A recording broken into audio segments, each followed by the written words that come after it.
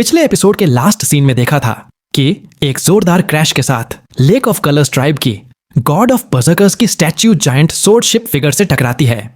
यन Luann की आवाज गूंजती है, हॉर्न माउंटेन के एंसेस्टर का सील तब तक नहीं टूट सकता जब तक उसके प्रिंसिपल न समझे जाएं। ये एनर्जी बर्जर्कर से बिल्कुल अलग है। भले ही लेक ऑफ कलर्स ट्राइब ने रिलोकेशन आर्ट समझ ली हो और पूरी ट्राइब की पावर यूज कर ले, फिर भी सील तोड़ना मुश्किल है। लेकिन गॉड ऑफ बर्जर्कर्स की स्टैच्यू, रिलोकेशन की पावर और सेंचुरीज की रिसर्च से हम प्रिडिक्ट करते हैं कि रून के सामने रून यूज करके सील को एक पल के लिए गायब किया जा सकता है। उसी पल में हम अंदर घुस जाएंगे। अब आगे जमीन में ढंसा हुआ sword ship figure dark light में चमक रहा था, जो बहते पानी जैसी लग रही थी। जैसे ही गॉड ऑफ बर्जर्कर्स की स्टैच्यू से बनी जायंट वुमेन्स फेस उससे टकराई, डार्क लाइट कांप गई और धीरे धीरे बहना बंद होने लगी। उसमें फ्रीज होने के साइंस दिखने लगे। उसी वक्त वुमेन्स फेस का रंग भी तेजी से डार्क होने लगा। ऐसा लग रहा था जैसे उसकी एनर्जी कुछ ही सांसों में लगभग खत्म हो गई हो। रंग की स्पीड देखकर साफ था कि वो जायंट सोर्ड शिप की डार्क लाइट को पूरी तरह रोक नहीं पाएगी। डार्क लाइट के फ्रीज होने की स्पीड भी धीमी पड़ने लगी।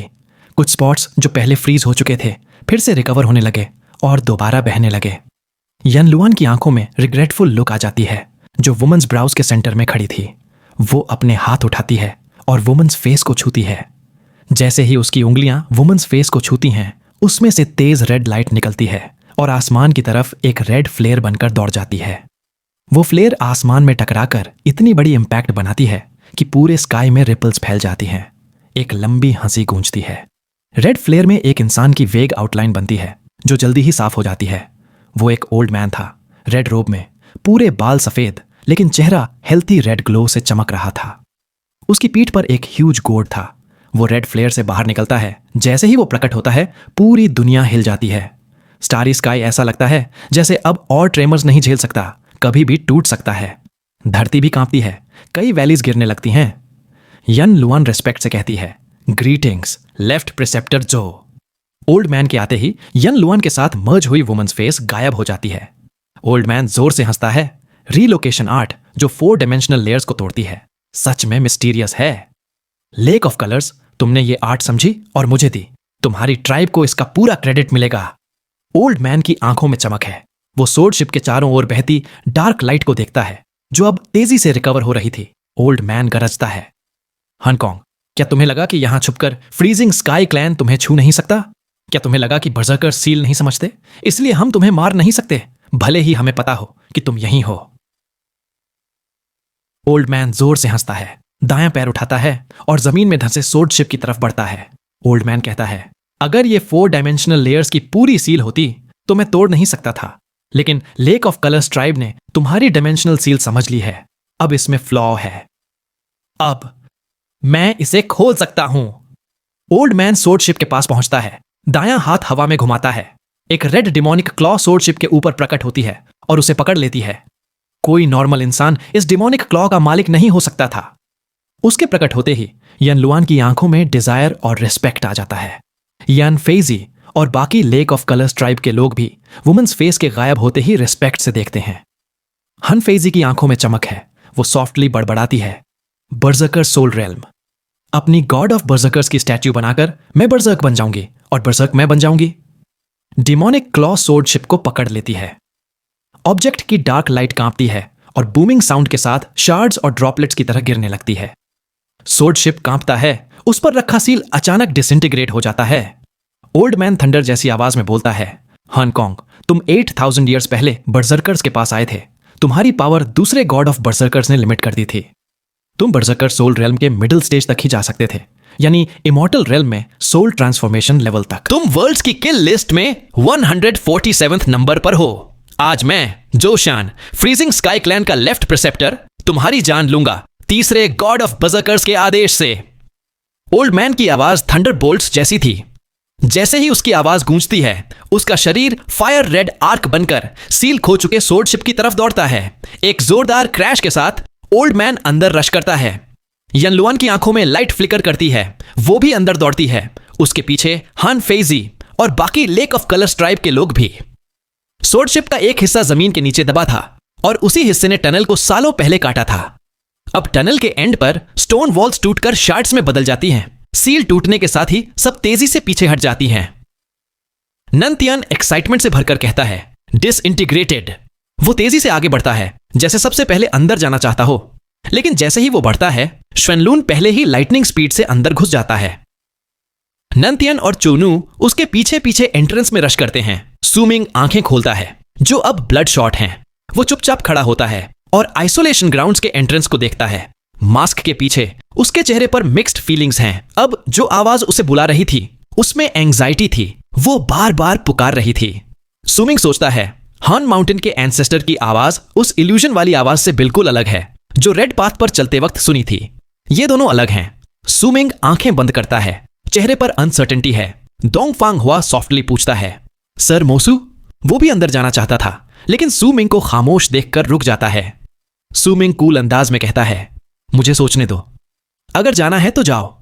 डोंगफांग हुआ दिल में संघर्ष करता है। एंट्रेंस को देखता है, उसकी आंखों में यर्निंग है। वो ताकतवर बनना चाहता है। ये मौका उसके सामने है। अगर छोड़ दिया तो हमेशा पछताएगा। वो थोड़ा और इंतजार करता है, फिर सूमिंग को चुप देखकर दांत भींचकर हाथ जोड़ता है और एंट्रेंस में डैश कर जाता है। एक पल में वो गायब हो जाता है। अब टनल के एंड पर सिर्फ सूमिंग बचा था। वो चुपचाप खड़ा है। एंग्शियस आवाज उसके कानों और मन में गूंज रही है। कुछ पल बाद वो आंखें खोलता है। सूमिंग सॉफ्टली बड़बड़ाता है, क्या रिस्क लूं या नहीं? हन माउंटेन का एंसेस्टर मरा नहीं है और उसका मुझे ऐसे बुलाना अजीब है। साथ ही रेड पाथ पर जो अजीब चीजें हुई, उनसे साफ है कि अगर मैं अंदर गया तो बहुत खतरा है। लेकिन यह शायद मेरा अकेला मौका है जानने का कि मैंने कौन सी यादें खोई और मेरे साथ असल में क्या हुआ। सूमिंग टनल के एंड पर आगे पीछे टहलता है। उसकी आंखों में ब्रिलियंट शाइन है। सूमिंग सोचता है, हीफंग ने कहा था कि अगर हम हन माउंटेन के एंसेस्टर की आर्ट प्रैक्टिस करें तो स्पिरिट बॉडी बना सकते हैं, और अगर स्पिरिट बॉडी हो तो एक अजीब आर्ट पोजेशन कास्ट कर सकते हैं। अगर मैंने हीफंग को पूरी तरह कंट्रोल न किया होता और मास्क न पहना होता तो मैं उसकी आर्ट में फंस जाता। उसने बाद में मुझे इस आर्ट के बारे में बताया। पोजेशन सिर्फ स्पिरिट बॉडी वाले ही ये आर्ट डाल सकते हैं और किसी और के शरीर पर काबू पा सकते हैं। पोजेशन के दौरान वो दूसरे की मेमोरीज भी देख सकते हैं। स्पिरिट बॉडी सिर्फ ब्रांडिंग आर्ट प्रैक्टिस करने के बाद बनती है। हीफंग के अलावा सिर्फ हन माउंटेन के एंसेस्टर के पास है। सूमिंग ठहर जाता है, चेहरे पर रेजोल्यूट लुक है। सूमिंग सोचता है, मैं रिस्क ले सकता हूं लेकिन खुद को खतरे में नहीं डाल सकता। मुझे पूरी सुरक्षा तो नहीं चाहिए, लेकिन जब तक थोड़ा भरोसा ना हो तब तक रिस्क नहीं लूंगा। मेरी मेमोरीज जरूरी हैं, लेकिन यह सब मेरा गैस है। अगर सही निकला तो ठीक, वरना जान गंवाना बेकार है। हन माउंटेन का एंसेस्टर मुझे इतनी अर्जेंसी से बुला रहा है, शायद सील टूटने की वजह से वो मुझे मारने के लिए बुला रहा होगा। ऐसा नहीं लगता। तो या तो कोई और वजह है या फिर वही पोजेशन ही फेंग ने बताई थी। एल्डर ने मुझे सिखाया था कि जब कुछ समझ न आए तो खुद को दूसरे की जगह रखकर सोचो। अगर मैं हॉर्न माउंटेन का एंसेस्टर हूं और सालों से बाहर नहीं निकला, तीनों स्लेव ट्राइब्स ने बगावत कर ली, मैं कुछ नहीं कर सका, तो जरूर मैं घायल हूं, और वो भी हल्का नहीं। अब जब लेक ऑफ कलर्स ट्राइब ने सील तोड़ दी और फ्रीजिंग स्काई क्लैन उनका साथ दे रहा है, तो फ्रीजिंग स्काई क्लैन के लोग भी यहां होंगे। हॉर्न माउंटेन का एंसेस्टर शायद मरने वाला है। बहुत संभव है कि वो पोजेशन के लिए मुझे बुला रहा है। वो मेरे शरीर को पोजेस करेगा और खुद को मरने से बचाएगा। शायद उसने मुझे इसलिए चुना क्योंकि मेरे अंदर पाथ ऑफ ब्लड है। तो क्या स्मॉल वायरसेंट सोर्ड, रेड मेडो और बाकी चीजें भी इसी वजह से मुझे मिली? उसने मुझे धीरे धीरे यहां तक खींचा। सूमिंग की आंखों में चिलिंग लुक आ जाती है। सूमिंग सोचता है, वो ज्यादा नहीं बचेगा। अगर लेक ऑफ कलर्स ट्राइब ने सील तोड़ने की हिम्मत की है तो उन्हें उसे मारने का पूरा भरोसा है। सेफेस्ट वे है कि मैं यहीं रुकूं और अंदर न जाऊं। जल्दी ही हॉर्न माउंटेन का एंसेस्टर मर जाएगा। यह सेफ वे है, लेकिन तब मुझे उसकी ट्रेनिंग मेथड नहीं मिलेगी, न ही मेरे सवालों के जवाब, न ही यह पता चलेगा कि मैंने कितनी यादें खोई। सूमिंग के होठों पर कोल्ड स्नीयर आ जाता है। वो क्रॉस लेगेड बैठ जाता है, दायां हाथ उठाकर सीने पर टैप करता है। तुरंत ही उसके शरीर में ची फ्यूरियस वेव की तरह दौड़ने लगती है। जैसे ही वो चेस्ट पर टैप करता है, एक डेम लाइट की बॉल उसके सीने से बाहर निकलती है। उस डेम लाइट के अंदर हीफंग की स्पिरिट बॉडी थी, जो आंखें बंद किए डीप स्लीप में थी। सूमिंग हीफंग की स्पिरिट बॉडी को देखता है, फिर दायां हाथ उठाकर उसे छूता है। रिपल्स फैलती हैं। जैसे ही वो स्मॉल फिगर पर जाती है, हीफंग का शरीर कांपता है और वो धीरे धीरे आंखें खोलता है। हीफंग की आंखों में डेज्ड लुक है। जैसे ही वो सराउंडिंग्स और टनल के एंड का एंट्रेंस देखता है, उसका शरीर जोर से कांप जाता है। हीफंग घबराकर कहता है, ये सुमिंग धीरे से गहरी आवाज में कहता है, हीफंग, मुझे तुझसे एक काम चाहिए। हीफंग जल्दी से खुद को संभालता है। मास्टर बताइए, जो भी कर सकता हूं मना नहीं करूंगा। सुमिंग थोड़ी देर के लिए रुकता है, फिर अचानक बोलता है। सुमिंग कहता है, पोजेस मी। उसकी बात सुनकर हीफंग पूरी तरह से चौंक जाता है। उसका जबड़ा खुला का खुला रह जाता है और थोड़ी देर बाद ही उसे होश आता है। उसके चेहरे पर डर और घबराहट साफ दिखती है। हीफंग जल्दी जल्दी सफाई देता है। मास्टर, मैंने कुछ गलत नहीं किया। मैंने तो आपकी लड़ाई में भी आपकी मदद की थी, फिर मैं बेहोश हो गया था। सुमिंग ठंडी नजर से हीफंग को देखता है और सख्ती से कहता है, मैं कह रहा हूं पोजेस मी, इतना मत बोलो। हालांकि सुमिंग का चेहरा शांत दिखता है, लेकिन असल में वो हीफंग की हर हरकत ध्यान से देख रहा होता है। हीफंग अभी भी कंफ्यूज है। वो हल्की सी मुस्कान के साथ सुमिंग को देखता है, फिर थोड़ी हिचकिचाहट के बाद घुटनों के बल नीचे बैठ जाता है। उसकी आंखों में आंसू तो नहीं है, लेकिन वो फिर भी भीगी भीगी सी चमकती है। हीफंग गिड़गिड़ाते हुए कहता है, मास्टर, मुझसे गलती हो गई, सच में। इस बार माफ कर दीजिए, आगे से कभी नहीं करूंगा। सुमिंग की आंखों में चमक आ जाती है। अपनी आत्मा के कनेक्शन से वो हीफेंग की घबराहट और डर को महसूस करता है, लेकिन उसमें कोई खुशी नहीं होती। हीफेंग डर के मारे बोलता है, मास्टर, मैं आपको पोजेस नहीं कर सकता। अगर मैंने ऐसा किया तो आपकी पूरी हस्ती मिट जाएगी। अगर मैंने आपको मिटा दिया तो मैं भी नहीं बचूंगा। यह तो खुद को मारने जैसा है। हीफेंग के पास शब्द नहीं बचते। वो समझ नहीं पाता कि कैसे समझाए। सुमिंग आराम से कहता है, मैं तुमसे पूरी पोजेशन नहीं करवा रहा। जब मैं कहूं रुक जाना, तब रुक जाना। यह उसके लिए बहुत जरूरी था। यही तय करता कि वो हान माउंटेन के एंसेस्टर से मिलेगा या नहीं। उसे पहले पोजेशन के प्रोसेस की आदत डालनी थी। देखना था कि कोई रास्ता है या नहीं, और क्या वो खुद को सेफ रख सकता है या नहीं। सुमिंग सोच समझकर हीफेंग को चुनता है। हीफेंग हिचकिचाते हुए कहता है, मास्टर, मैंने कभी किसी को पोजेस नहीं किया। मुझे सिर्फ तरीका पता है। क्या आप सच में ट्राई करना चाहते हैं? सुमिंग सिर हिलाता है। हीफेंग दांत भींचता है और विरोध करने की हिम्मत नहीं करता। हीफेंग की स्पिरिट बॉडी हल्की सी रोशनी बनकर सुमिंग के माथे के बीचों बीच दौड़ जाती है। जैसे ही वो सुमिंग के माथे को छूती है, वो रोशनी ऐसे चमकती है जैसे शरीर में समा गई हो। सुमिंग के शरीर में झुरझुरी दौड़ जाती है और वो धीरे धीरे अपनी आंखें बंद कर लेता है। हीफेंग की आवाज सुमिंग के दिमाग में गूंजती है, मास्टर, मास्टर। सुमिंग आंखें खोलता है। उसके सामने एक धुंध से घिरा हुआ वर्ल्ड नजर आता है। सिर्फ उसके आसपास 100 फीट तक की जगह खाली है। बाकी सब जगह घनी धुंध में डूबी है और उसके अंदर से भारी भारी गूंजती आवाजें आ रही हैं। हीफेंग की धीमी आवाज उसके कानों में पड़ती है, ये तुम्हारा माइंड है।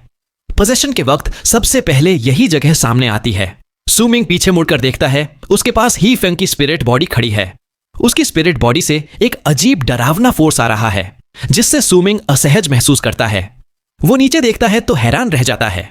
अब उसका कोई शरीर नहीं, बस हल्की सी रोशनी का एक बॉल है, और उस रोशनी के अंदर से एक बहुत ही हल्की डोरी हीफेंग की स्पिरिट बॉडी से जुड़ी है। सुमिंग को लगता है कि अगर उसने बस सोचा तो हीफेंग तुरंत मर जाएगा। इसके अलावा सुमिंग को अपनी रोशनी में कुछ और भी दिखता है। वहां कुछ गड़बड़ सा है, जिसे ध्यान से देखने पर ही महसूस किया जा सकता है। यह क्या है?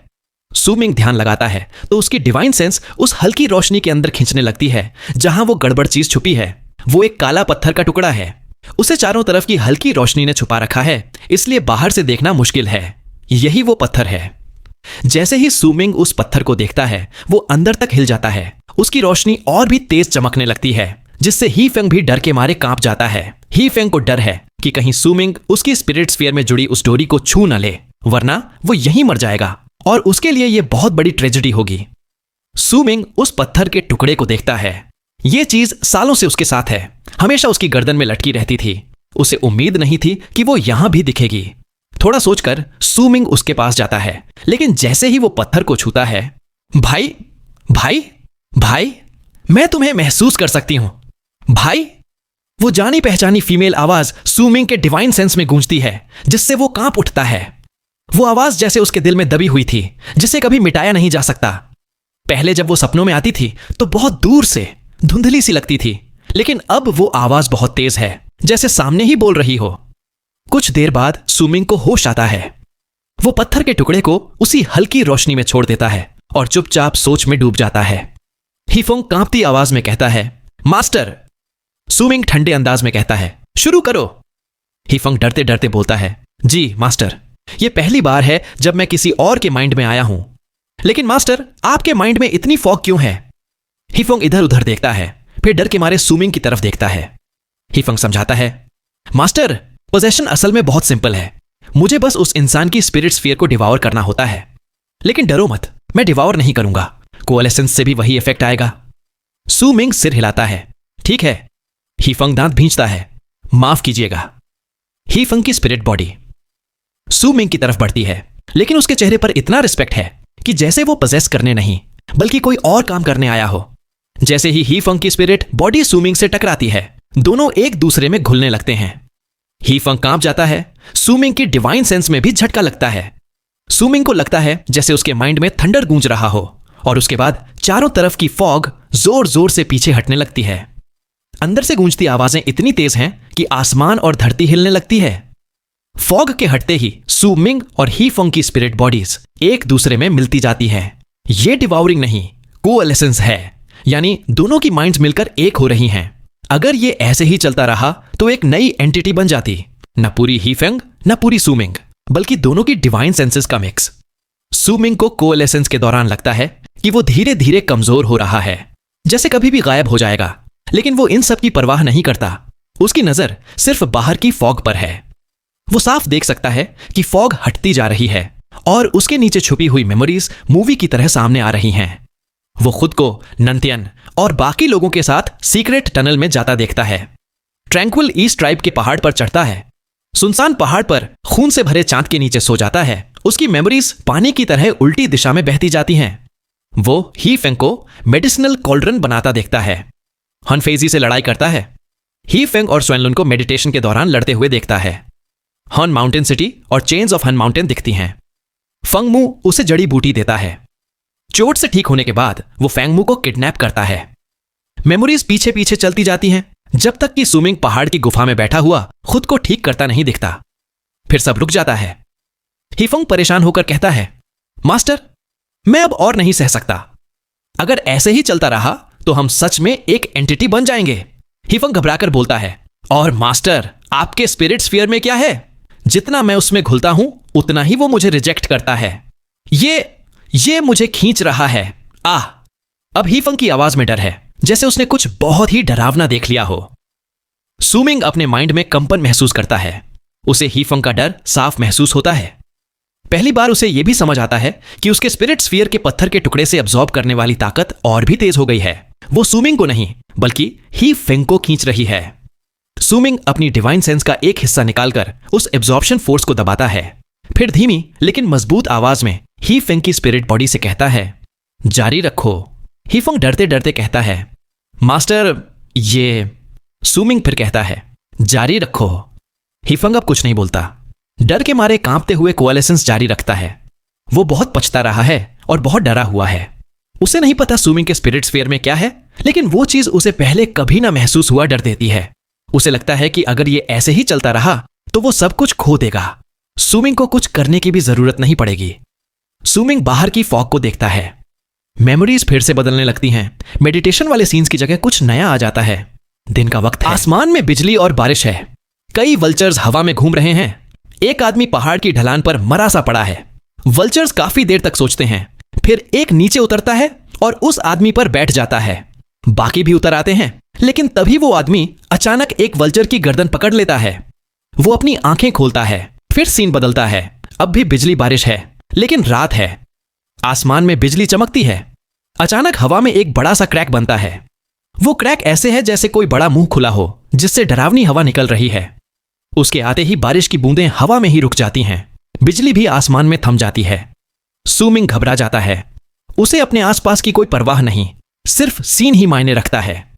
एक आदमी उस काले क्रैक से बाहर निकलता है, खून से लथपथ। जैसे ही वो बाहर आता है, सुमिंग उसे साफ देख पाता है। उसकी आंखें खुली हैं, उनमें गहरा दुख है। वो आदमी खाली हंसी हंसता है, फिर आसमान से गिरकर पहाड़ की चट्टान से टकरा जाता है और एक तरफ गिर जाता है, बिल्कुल शांत। वो आदमी सुमिंग ही है। हीफंग घबराकर चिल्लाता है, मास्टर, मैं अब और नहीं सह सकता। फॉग के सीन्स फिर बदलते हैं। अब सब काला हो जाता है, न जमीन न आसमान। इसी वक्त हीफंग जोर से चीखता है और सुमिंग की आंखों के सामने की हल्की फॉग अचानक घनी हो जाती है। सारे सीन्स गायब हो जाते हैं। अब खाली जगह 100 से बढ़कर 150 फीट हो गई है। हीफंग एक कोने में बैठा कांप रहा है, बहुत कमजोर हालत में। वो सुमिंग को डरे हुए बेबस नजरों से देखता है।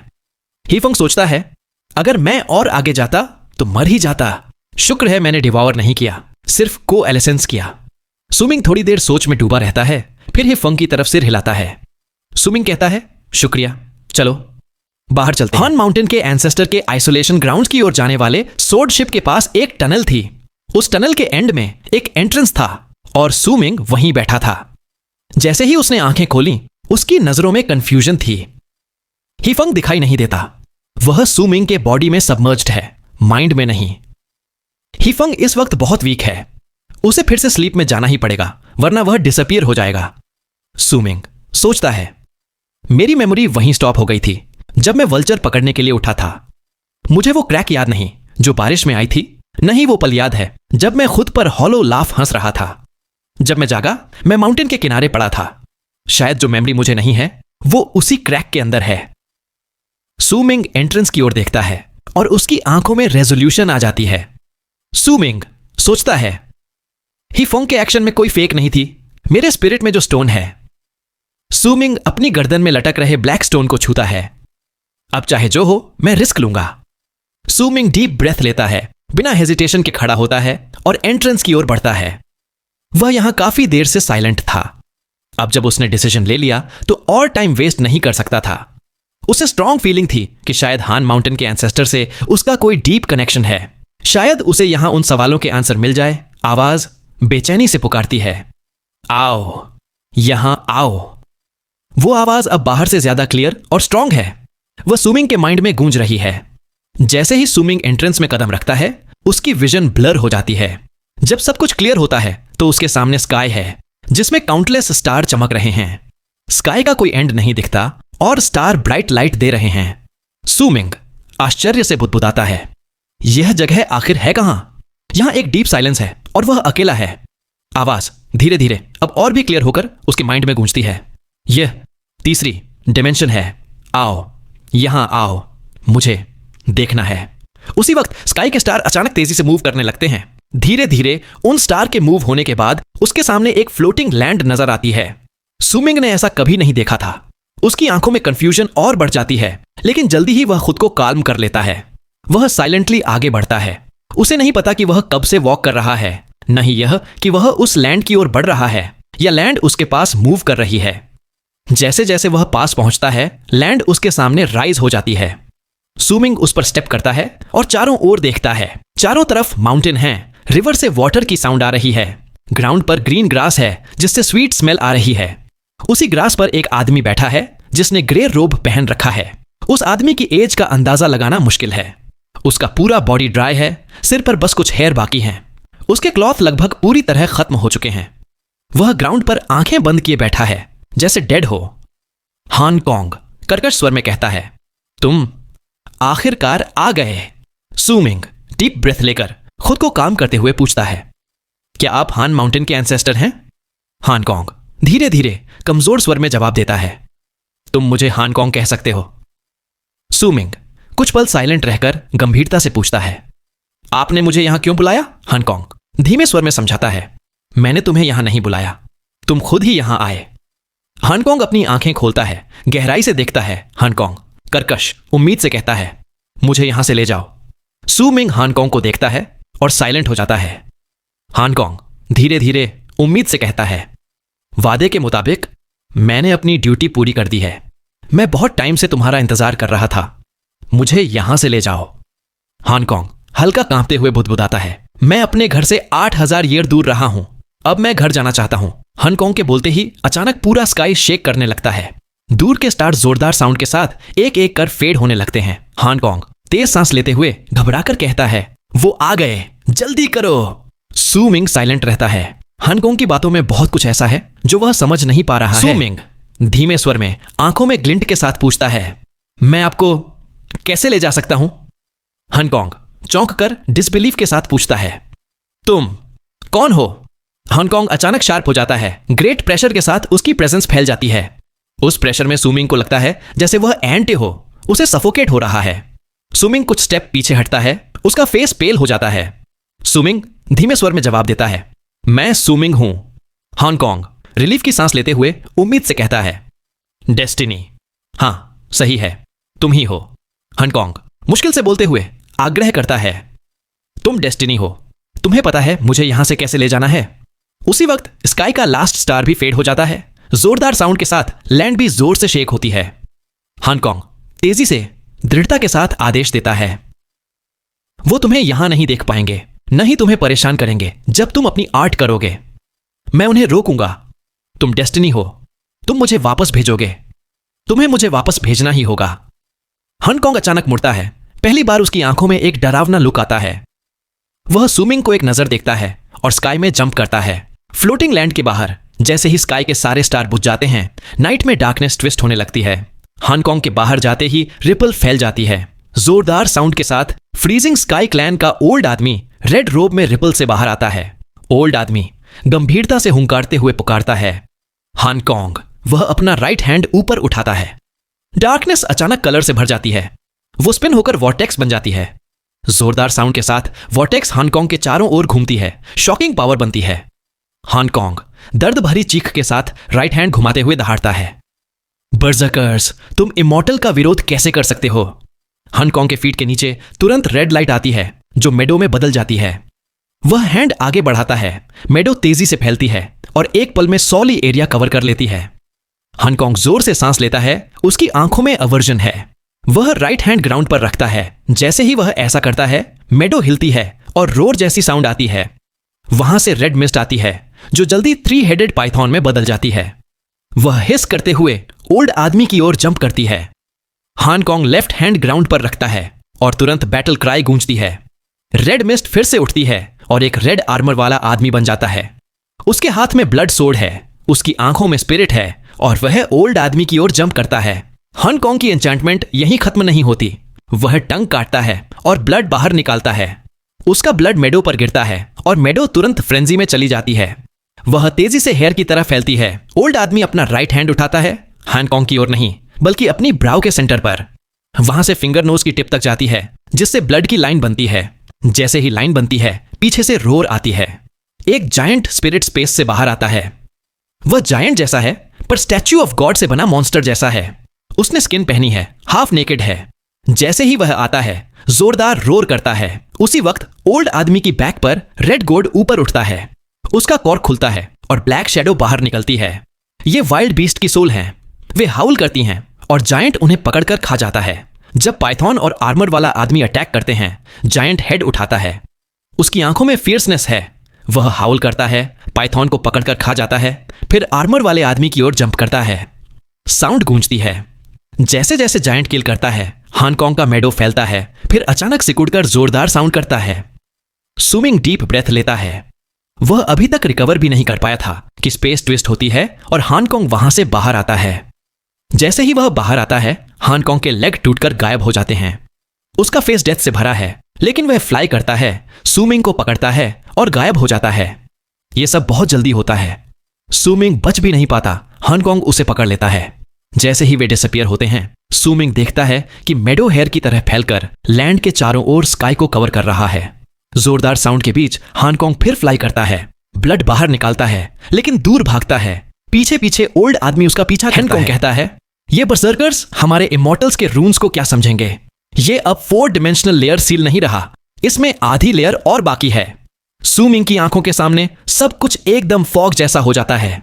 जब सब क्लियर होता है तो वो खुद को एक डार्क जगह में पाता है। ये एक माउंटेन केव है। उसके चारों तरफ बिल्कुल भी लाइट नहीं है, उसे बस थोड़ा सा ही दिख रहा है। हांगकांग जल्दी जल्दी सांस लेते हुए सुमिंग के पास से कहता है, जल्दी करो, मुझे वापस भेजो। मैं पहले बहुत बुरी तरह इंजर्ड हुआ था और रिकवर नहीं कर पाया। मैंने अपना रियल बॉडी छोड़ दिया है, अब बस ये रेप्लिका ही बचा है। मैं ज्यादा देर तक नहीं टिक पाऊंगा।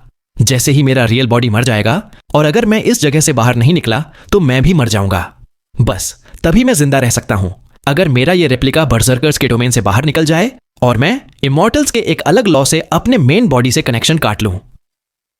सुमिंग के पास से हार्श पैंट्स की आवाज आती है क्योंकि हांगकांग उसके शोल्डर को कसकर पकड़ लेता है।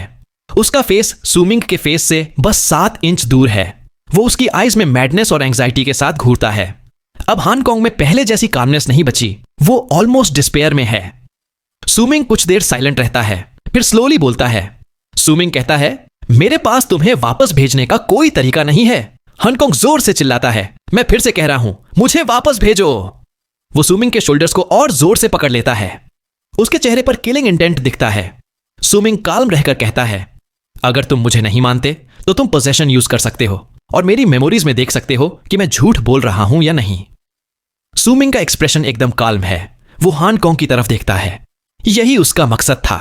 जब वो टनल के एंड पर था तो उसे बहुत सी बातें समझ में आई थीं। उसे श्योर नहीं था कि उसने सच में कुछ मेमोरीज खो दी हैं या नहीं, इसलिए वो इसे इग्नोर नहीं कर सकता था। वो सब कुछ समझना चाहता था, लेकिन सुमिंग जानता था कि उसकी पावर से यह सब जानना इम्पॉसिबल है। तभी उसे हैन माउंटेन के एंसेस्टर और ही फंग की बात याद आई। पोजेशन में एक खास बात थी। उस प्रोसेस में कोई जबरदस्ती उसकी मेमोरीज देख सकता था। ही फंग ये नहीं कर सकता था, लेकिन सुमिंग को यकीन था कि हान माउंटेन का एंसेस्टर कर सकता है। सुमिंग अपने मन में सोचता है, मुझे जानना है कि हानचंग जी की आईज में पिटी क्यों थी। मुझे जानना है कि नांतियन ने फायर बर्जर्कर्स की जेनोसाइड के बारे में क्यों नहीं बताया। मुझे वो अलूफ गेज और वो वर्ड्स याद हैं जो मैंने रेड पाथ पर चलते वक्त सुने थे। उन बातों ने मुझे नर्वस और अफ्रेड क्यों कर दिया। मुझे जानना है कि क्या मैंने सच में कुछ मेमोरीज खो दी हैं, और अगर हां तो वो कब हुआ। मुझे जानना है कि उन लॉस्ट मेमोरीज में क्या हुआ। मुझे जानना है कि क्या एल्डर और डार्क माउंटेन की सारी बातें बस एक ड्रीम हैं। सुमिंग अपनी आईज बंद करता है, फिर खोलता है। वो हांगकांग की तरफ देखता है, जो अब भी हार्शली पैंट कर रहा है। सुमिंग धीरे से कहता है, मेरी हेल्प करो। मुझे बताओ कि मेरी मेमोरीज में क्या खो गया है, और तुम खुद भी देख सकते हो कि मैं तुम्हें तुम्हारे होम क्यों नहीं भेज सकता। तुम देख लोगे कि मैं झूठ नहीं बोल रहा हूं। मेरी हेल्प करो, मुझे बताओ मैं कौन हूं। सुमिंग सॉफ्टली बोलता है। उसकी आईज में अब डिटर्मिनेशन दिखता है। हांगकांग उसे घूरता है। उसे समझ नहीं आता कि क्यों, लेकिन सुमिंग की गेज के सामने उसके दिल में एक अजीब सा फियर उठता है। उसे सुमिंग की काल्मनेस से डर लगता है। उसे डर लगता है क्योंकि उसने कभी किसी को खुद पोजेस करने के लिए कहते नहीं देखा था। हांगकांग कहता है, सिंपल पोजेशन और सोल सीक से हमें पूरी मेमोरीज नहीं दिखेंगी, बस कुछ फ्रैगमेंट्स ही दिखेंगे। अगर तुम मुझे वापस नहीं भेजोगे लेकिन खुद को पोजेस करने दोगे तो मैं तुम्हारी हेल्प करूंगा। यह मेरा रेप्लिका एक बर्जर्कर के बॉडी से रिफाइंड किया गया है। जब वो अलाइव था तब वो बोन सैक्रिफाइस रेल्म की पावर पा चुका था। अगर तुम सच में चाहते हो कि मैं तुम्हारी हेल्प करूं तो मुझे तुम्हारा बॉडी अपने नए रेप्लिका में बदलना पड़ेगा। अगर मैं मर गया तो तुम भी मेरे साथ मर जाओगे। अगर तुम नहीं मरे तो ये तुम्हारी सेरेंडिपिटी बन जाएगी। मैं तुम्हारी विश पूरी करूंगा। हांगकांग बहुत सालों से जी रहा था। वो सुमिंग की ट्रिक्स समझ सकता था, लेकिन अब उसके पास टाइम नहीं बचा था। उसकी आईज में अब थोड़ी मलिशियसनेस भी आ गई थी। वो 8000 ईयर से वेट कर रहा था और अब ये आउटकम मिला। वो होम नहीं जा सकता, अपनी बर्थ प्लेस नहीं लौट सकता। वो कभी भी मर सकता है। जैसे ही उसका रियल बॉडी, जो इस वर्ल्ड के बाहर है, मर गया, वो भी मर जाएगा। ऐसे ही मरने से अच्छा है कि वो सुमिंग के बॉडी को रिफाइन कर ले, जिसने उसे होप भी दी और उसे क्रश भी किया। वो दोनों को साथ मरने देगा। फिर भी वो सच में उसकी सारी मेमोरीज देख सकता था। हांगकांग सुमिंग की हां का वेट नहीं करता। वो अपना राइट हैंड तेजी से उठाता है और अपने एब्डोमेन पर प्रेस करता है। उसका बॉडी जोर जोर से ट्रेम्बल करने लगता है और एक बैंग के साथ वो सुमिंग की आईज के सामने ही ब्लड मिस्ट में बदल जाता है। वो ब्लड मिस्ट सुमिंग के बॉडी को डाई कर देती है। फिर उसमें से गोल्डन ग्लो निकलती है। एक छोटा सा गोल्डन पर्सन जो पाल्म जितना बड़ा है उस मिस्ट से निकलकर सुमिंग की ब्राउज के बीच में चार्ज करता है। वो पर्सन हांगकांग ही है, लेकिन उसकी पावर ही फंग से कहीं ज्यादा है। वो छोटा पर्सन अब पूरी तरह मटेरियलाइज हो चुका है। वो स्पिरिट बॉडी नहीं है, बल्कि ओरिजिन स्पिरिट है, जो स्पिरिट इन्फेंट से भी ज्यादा स्ट्रांग है। उसके बॉडी में एक गोल्डन स्पाइन है। वो स्पाइन भले ही डार्क हो, लेकिन उसमें से एक सैवेज और वाइल्ड प्रेजेंस आ रही है। ये वो फर्स्ट पीस ऑफ बोन है जो कोई पावरफुल बर्जर्कर बोन सैक्रिफाइस रेल्म में रिवर्ट करता है। ये सुमिंग की प्रेडिक्शन से थोड़ा डिफरेंट था, लेकिन फाइनल रिजल्ट एक जैसा ही था, इसलिए वो रेजिस्ट नहीं करता। वो हांगकांग के ओरिजिन स्पिरिट को अपने ऊपर आते देखता है और अपनी आईज बंद कर लेता है। सुमिंग अपने मन में सोचता है, दुनिया में बहुत कम प्लान्स ऐसे होते हैं जिनमें सब कुछ कंसिडर किया जाए। जब मिस्टेक होती है तभी राइट होने का भी चांस मिलता है। मैं रिस्क लूंगा। जैसे ही वो अपनी आईज बंद करता है, हांगकांग का ओरिजिन स्पिरिट उसकी ब्राउज के सेंटर को टच करता है और अंदर स्लिप हो जाता है। एक पल में डिसअपियर हो जाता है। जैसे ही वो चला जाता है, सू मिंग का बॉडी वायलेंटली ट्रेम्बल करने लगता है। उसके फेस पर पेन साफ दिखता है जो मास्क के नीचे छुपा है। यह पेन ही फेंग के पोजेशन से कहीं ज्यादा था। दोनों का फर्क स्काई और अर्थ जैसा था। उसका पूरा बॉडी ऐसे पेन में था जैसे मिलियंस ऑफ बोन नीडल्स हर पोर में चुभ रही हों, और माइंड पर ऐसा लग रहा था जैसे कोई माउंटेन रेंज रख दिया हो और वो अभी क्रश हो जाएगा। इतने पेन में उसके फेस से ब्लड सीप होने लगता है मास्क के नीचे से। वो ब्लड उसकी नोज, आईज, ईयर्स और माउथ से आ रहा था। उसका पेन डिस्क्राइब करना मुश्किल है, लेकिन सू मिंग ने एक भी साउंड नहीं निकाली, न ही वो मैडनेस में गया। वो वहां काम बैठा रहा। उसकी आईज में वैसी ही स्टिलनेस थी जैसे वेल के पानी में होती है। वो साइलेंटली पेन एंड्योर करता है और हांगकांग के पोजेशन या उसके बॉडी को रेप्लिका में रिफाइन करने की हर एक चीज को क्वाइटली फील करता है। वो बस सब कुछ साइलेंटली सहता है। उसकी विजन फिर से फॉगी हो जाती है और वो फिर उसी जगह पहुंच जाता है जहां वो पहले भी आया था। वो वर्ल्ड जो एक मैग्निफिसेंट फॉग की लेयर से ढकी थी, जहां बस हंड्रेड्स ऑफ फीट का एम्प्टी स्पेस था। सू मिंग अब भी वही वीक स्पिरिट स्फीयर है। जैसे ही वो मिडर में फ्लोट करता है, उसे सब कुछ फेमिलियर लगता है और उसकी डिटर्मिनेशन उसे ट्रेम्बल या फियर में नहीं जाने देती। वो हांगकांग के ओरिजिन स्पिरिट की तरफ देखता है, जिसमें से इतनी पियर्सिंग गोल्डन लाइट निकल रही है कि उसे लगता है कि वो अभी मेल्ट हो जाएगा। ओरिजिन स्पिरिट कई फीट टॉल है। सू मिंग के मुकाबले वो ऐसा लगता है जैसे स्काई और अर्थ तक फैला कोई जायंट हो। जब वो डिसेंड करता है तो हंड्रेड्स ऑफ फीट का एम्प्टी स्पेस ट्रेम्बल करने लगता है, जैसे वो फोर्स सह नहीं पा रहा हो और अभी क्रम्बल हो जाएगा। वो पियर्सिंग गोल्डन लाइट और इतना बड़ा पर्सन सू मिंग को ऐसा फील कराता है जैसे वो किसी रेनस्टॉर्म में फंस गया हो और अभी शैटर हो जाएगा। और ये तो तब है जब जायंट उसके पास भी नहीं आया। हांगकांग अपने मन में शॉक्ड होकर सोचता है, ये माइंड कैसा है? यहां इतनी फॉग क्यों है? जैसे ही हांगकांग अपने सराउंडिंग्स को क्लियरली देखता है, उसके ओरिजिन स्पिरिट के फेस पर शॉक्ड लुक आ जाता है। उसे लगता है कि अब उसे समझ आ गया है, इसलिए वो जल्दी से सू मिंग की तरफ कॉम्प्लिकेटेड लुक से देखता है। हांगकांग कहता है, मैं तुम्हारी रिक्वेस्ट पूरी करूंगा। जैसे ही हांगकांग ये बोलता है, उसका जायंट ओरिजिन स्पिरिट माउथ खोलता है और सू मिंग की तरफ एक ब्रेथ सक करता है। तुरंत सू मिंग की स्पिरिट स्फीयर हांगकांग की तरफ फ्लाई कर जाती है। चाहे पोसेशन हो रहा हो, फिर भी ये सू मिंग का माइंड है। वो देख सकता है कि उसके सामने की फॉग तेजी से थिन हो रही है और उसकी लैंड ऑफ साउथ मॉर्निंग की मेमोरीज तेजी से उसके सामने से गुजर रही हैं। सू मिंग सॉफ्टली मंबल करता है, इस बार क्या मैं देख पाऊंगा? फॉग अब पतली हो गई थी और मेमोरीज ऐसे बह रही थीं जैसे कोई रिवर। जैसे जैसे सब बदल रहा था, सू मिंग की आंखों के सामने जानी पहचानी सीन्स चमक रही थीं। ये मेमोरीज अब उसकी सबसे कीमती ट्रेजर बन जाएंगी, क्योंकि ये मेमोरीज उसके सामने तब आईं जब वो लाइफ और डेथ के बीच फंसा था और ये दोनों पजेस करने वाले और पजेस होने वाले के बीच तेजी से चमक रही थीं। सू मिंग थोड़ा सा खो सा गया, लेकिन वो आगे देखता रहा। उसे जानना था कि उसकी खोई हुई मेमोरीज में क्या था। हांगकांग भी सू मिंग की मेमोरीज देख रहा था। जैसे ही वो सू मिंग की डिवाइन सेंस को डिवाउर कर रहा था, वैसे ही वो उसके बॉडी को भी अपने रेप्लिका में रिफाइन कर रहा था। इन्हीं मेमोरीज में सू मिंग ने वो सीन्स देखे जो उसने पहली बार इस जगह पर आने पर देखे थे। वो फिर से दिखने लगे जैसे टाइम पीछे जा रहा हो और वो उस पल में पहुंच गया हो जब 4 साल पहले लाइटनिंग गड़गड़ा रही थी और रेन आसमान से गिर रही थी। वो जायंट क्रैक जिसने स्काई और अर्थ को बदल दिया था दिखा। उसी ने लाइटनिंग को रोक दिया और रेन को फ्रीज कर दिया। सू मिंग अपने मन में सोचता है, यही है। सू मिंग अपने आप कांप गया। ही फंग की एबिलिटी बस इसी सीन तक पहुंच पाई थी, क्योंकि उसके बाद वो सू मिंग के बॉडी में मौजूद स्टोन डिब्री से आ रही टेरिफाइंग एब्जॉर्प्शन पावर को झेल नहीं पाया था। उसे कोशिश छोड़नी पड़ी थी, लेकिन अब हांगकांग ने टेक ओवर कर लिया था और उसका ओरिजिन स्पिरिट ही फंग के स्पिरिट बॉडी से कई गुना ज्यादा स्ट्रांग था। सू मिंग को उम्मीद थी कि अब उसे कुछ अलग देखने को मिलेगा। हांगकांग अचानक चौंक कर कहता है, अरे तुम्हारे स्पिरिट स्फीयर के अंदर क्या है? ये क्या है? हांगकांग की आवाज अचानक सू मिंग तक पहुंची। उसकी आवाज में सरप्राइज और कंफ्यूजन था, यहां तक कि डर और यकीन न होने की भी झलक थी। हांगकांग घबराकर कहता है, ये इम्पॉसिबल है। जैसे ही हांगकांग की आवाज आई, सू मिंग के सामने की फॉग गायब हो गई और सीन अचानक बदल गया। इस बार उसने उस क्रैक के अंदर देखा जो स्टॉर्मी नाइट में खुला था, और टाइम अब क्रैक के अंदर पीछे की बजाय आगे बढ़ने लगा। सीन बदल गया और सू मिंग की आंखों के सामने एंडलेस डार्कनेस आ गई। लेकिन अजीब बात यह थी कि सब कुछ डार्क होने के बावजूद सू मिंग को वहां एक बॉडी का एहसास हुआ जो डार्कनेस में फ्लोट कर रही थी। वो बॉडी बिल्कुल भी हिल नहीं रही थी। उसकी आईज बंद थीं और वो अंदर ही अंदर फ्लोट कर रही थी। सुमिंग को उस इंसान से एक जानी पहचानी फीलिंग आ रही थी। उसे पता था कि वो इंसान वही खुद है। सुमिंग धीरे से बड़बड़ाता है, आखिरकार मैंने देख लिया कि वहां क्या है, लेकिन उस वक्त मैं बेहोश था, इसलिए मुझे इस जगह की कोई मेमोरी नहीं है। इसका मतलब यह मेमोरी खोई नहीं थी। उसके सामने का सीन जैसे फ्रीज हो गया और काफी देर तक बदला ही नहीं। ऐसा होते ही सुमिंग को लगा कि कुछ बुरा होने वाला है।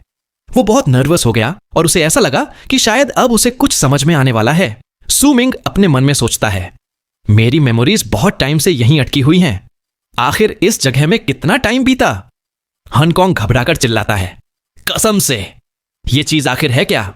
अगर तुम मुझसे पूछो भी तो मैं तुम्हें पोजेस कैसे करूं जब यह चीज यहां है? हांगकांग की डरी हुई आवाज सुमिंग के माइंड में गूंजती है।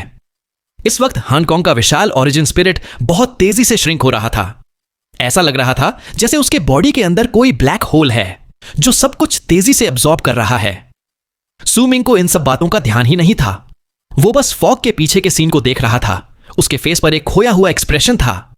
वो उस डार्कनेस को घूर रहा था जो बिल्कुल भी हिल नहीं रही थी, और उसे समझ नहीं आ रहा था कि वहां कितना टाइम बीत गया।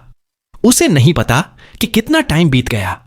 जब हांगकांग की गुस्से भरी चीखें कमजोर होने लगीं, तो पहली बार सुमिंग ने डार्कनेस में कुछ बदलते देखा। इस बार वहां से एक भारी फटी हुई आवाज आई जो बहुत काल्मली बोल रही थी।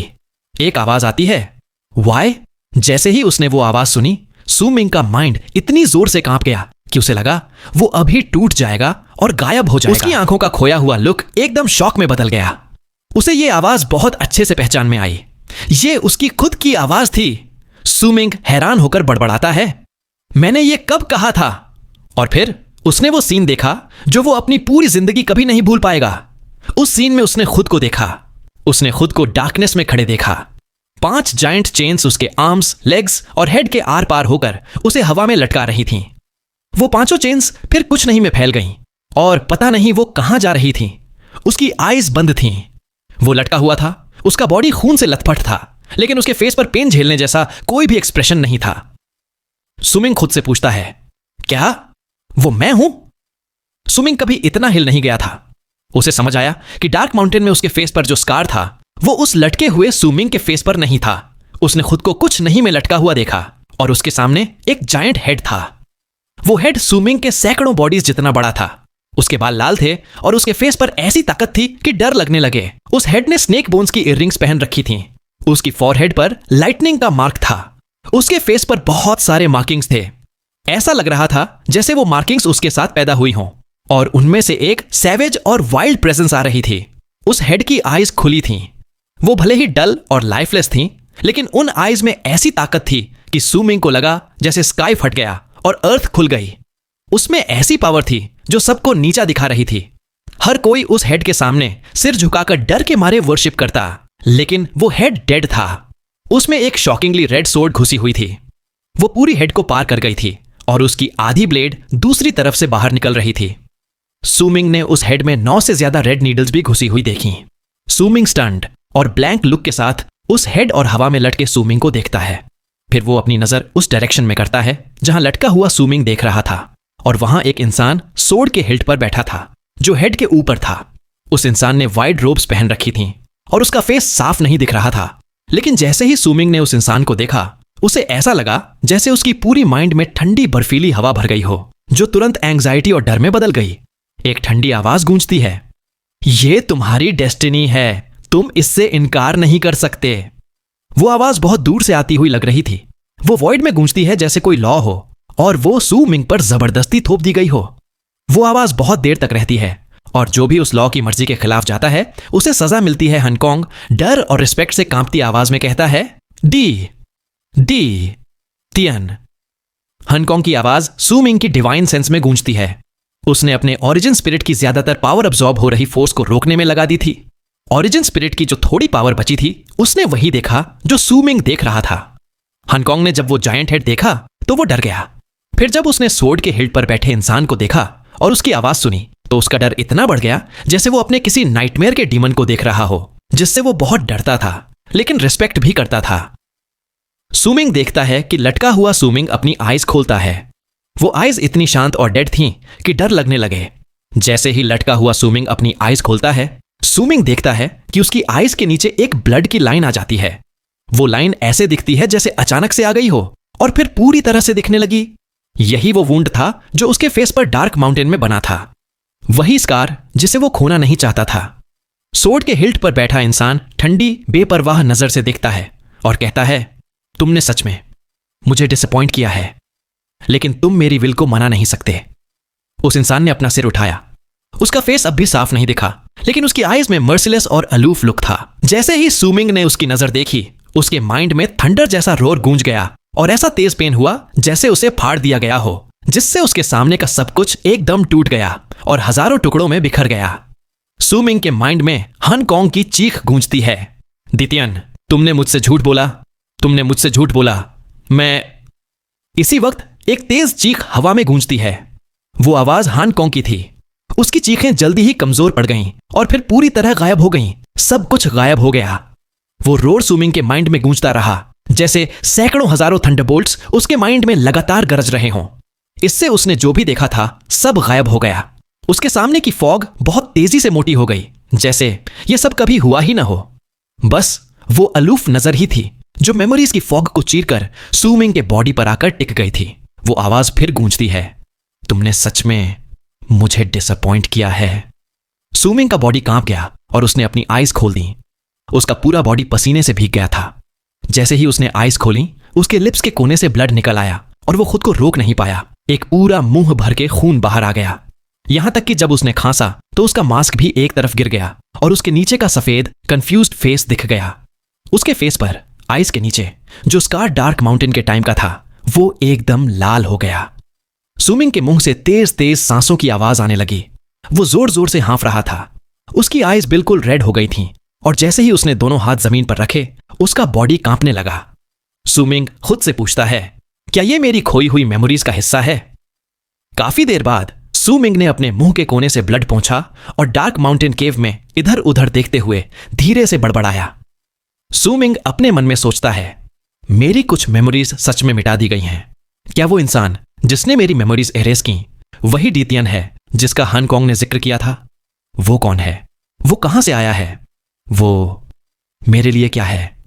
मैं अपनी खोई हुई मेमोरीज में किस चीज को मना कर रहा था? वो हेड जो उस इंसान के नीचे था साफ तौर पर एक बर्जकर का था। वो कौन है? सुमिंग कांप गया। उसे याद आया कि नानतियन ने दूसरे गॉड ऑफ बर्जकर्स की बात की थी जिसकी हेड कट गई थी। ये बस एक हेड है और फिर भी मुझे ऐसा फील हुआ जैसे मैं किसी डीटी को देख रहा हूं। क्या वो हेड दूसरे गॉड ऑफ बर्जकर्स का हो सकता है? डितियन, डितियन। हन कॉन्ग मरने से पहले चिल्ला रहा था कि डितियन ने उससे झूठ बोला। आखिर ये डितियन है कौन? उसके फेस पर कंफ्यूजन ऐसे फैल गई थी जैसे कोई फ्लड बाकी सारी फीलिंग्स को डुबो दे। सुमिंग खुद से धीरे से पूछता है, मैं कौन हूं? डेस्टिनी। सुमिंग। उसने अपना सिर उठाया, लेकिन न तो चिल्लाया न ही दहाड़ा। बस इतनी धीमी आवाज में बोला कि सिर्फ वही सुन सके। सुमिंग टूटी फूटी हंसी के साथ बड़बड़ाता है, मैं कौन हूं? वो खुद को खोया हुआ फील करता है।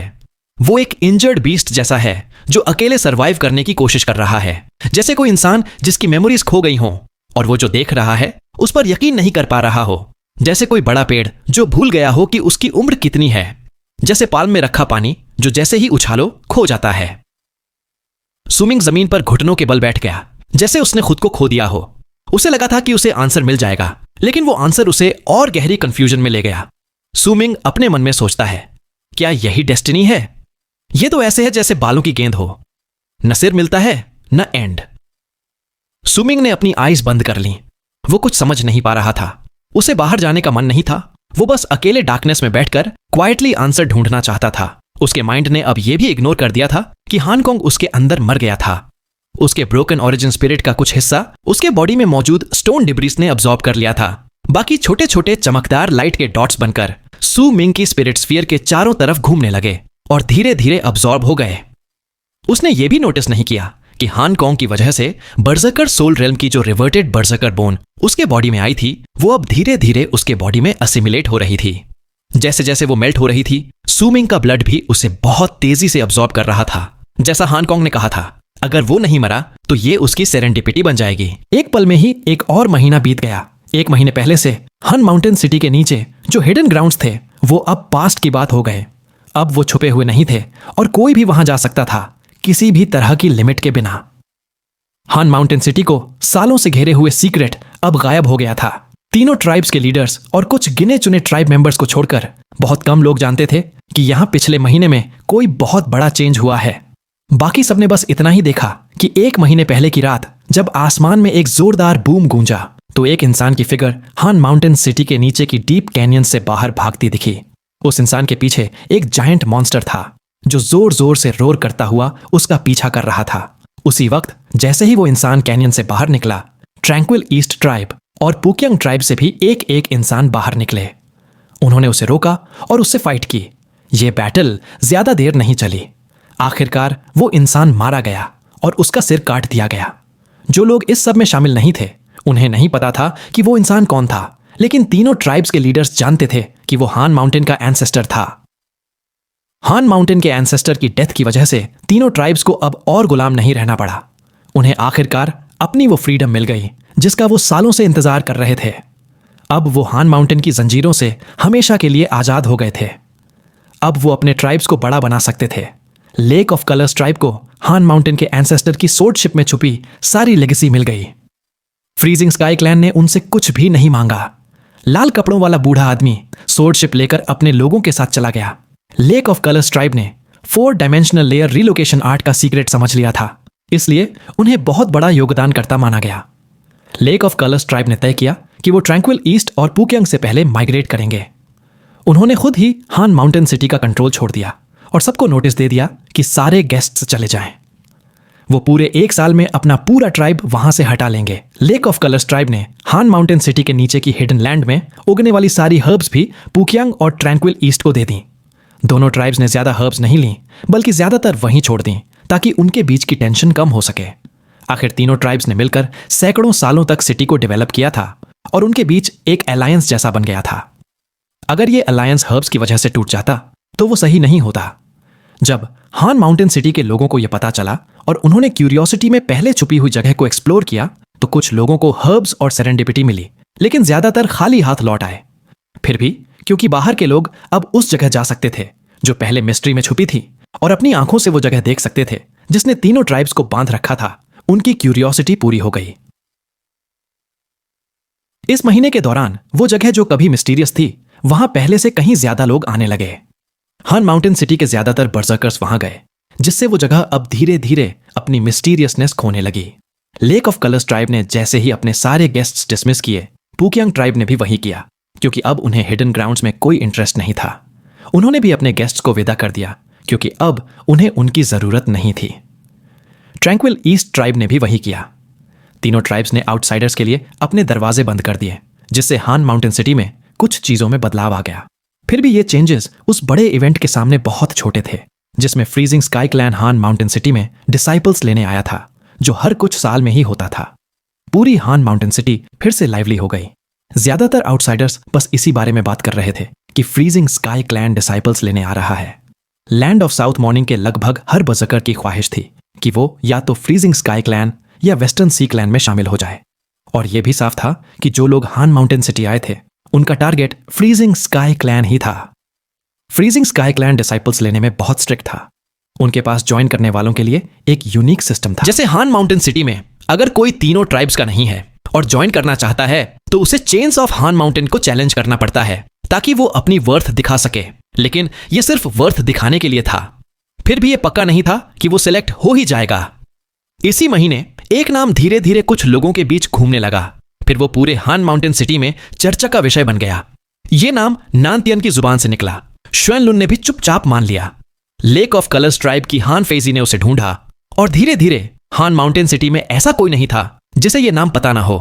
वो नाम था मोसू। इस नाम पर इतनी चर्चा होने की वजह से हान माउंटेन सिटी के लोग इससे फेमिलियर हो गए और इसी फेमिलियरिटी से उन्हें इस इंसान की स्ट्रेंथ और मिस्टीरियसनेस का अंदाजा हुआ। वो ट्रैंक्विल ईस्ट ट्राइब का नया गेस्ट था और उसकी कल्टीवेशन का लेवल कोई भी एस्टिमेट नहीं कर सकता था। लेक ऑफ कलर्स ट्राइब का यंगवांग उसके हाथों मारा गया था, लेकिन लेक ऑफ कलर्स ट्राइब ने उसे इसके लिए ब्लेम नहीं किया। ट्रैंक्विल ईस्ट ट्राइब ने अपने सारे गेस्ट्स डिसमिस कर दिए थे, बस एक को छोड़कर, और वो था मिस्टीरियस मोसू। ये रूमर था कि ये इंसान ट्रांसेंडेड कर चुका है।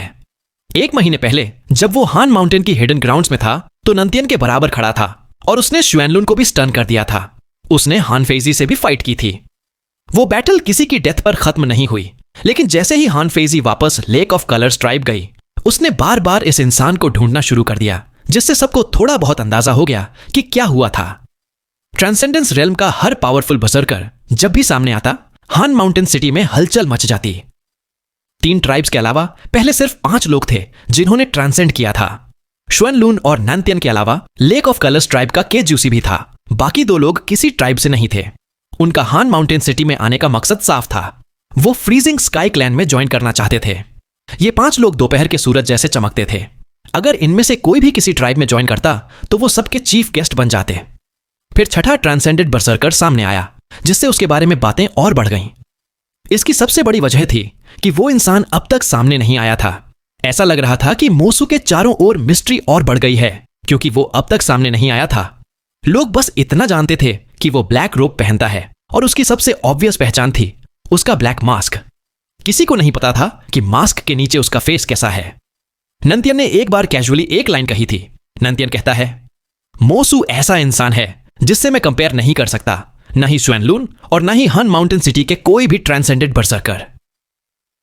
इन वर्ड्स का मतलब अपने आप में ही चौंकाने वाला था, लेकिन जब उसने ये कहा और श्वेनलुन ने भी चुपचाप एग्री किया, केजूसी ने भी सिर हिलाया, तो हान माउंटेन सिटी में हलचल मच गई। हान माउंटेन का यह मिस्टीरियस छठा ट्रांसेंडेड बर्सर्कर फ्रीजिंग स्काई क्लैन के डिसाइपल्स लेने वाले इवेंट के बाद सबसे ज्यादा चर्चा का टॉपिक बन गया था। शायद इसी चर्चा की वजह से हान माउंटेन सिटी के सब लोग अपने आसपास के लोगों को ध्यान से देखने लगे। सब सबकॉन्शियसली उस मिस्टीरियस मोसू को ढूंढ रहे थे। लेक ऑफ कलर्स ट्राइब की एक माउंटेन पर हान फेजी एक चेंबर में चुपचाप बैठी थी। उसके सामने एक मिडिल एज्ड आदमी बैठा था, जिसकी पर्सनैलिटी बहुत प्लेजेंट थी। उसने ग्रीन रोब पहन रखी थी। वो हान फेजी की तरफ देखता है और हल्का सा हंसकर बोलता है। केजूसी मुस्कुराकर कहता है, मैंने तुम्हारी बात मान ली है और इस इंसान को तूफान के बीच में डाल दिया है, भले ही मुझे नहीं पता कि तुम ऐसा क्यों चाहती हो। हान फेजी शांत होकर कहती है, थैंक यू सीनियर जूसी। केजूसी हल्के से मुस्कुराता है, कोई बात नहीं, बस क्यूरियोसिटी है। आखिर ये इंसान है कौन? सिर्फ तुम ही नहीं, ट्रैंक्विल ईस्ट ट्राइब भी तुम्हारे साथ मिलकर तूफान मचा रहा है, सब इसी इंसान को ढूंढने के लिए।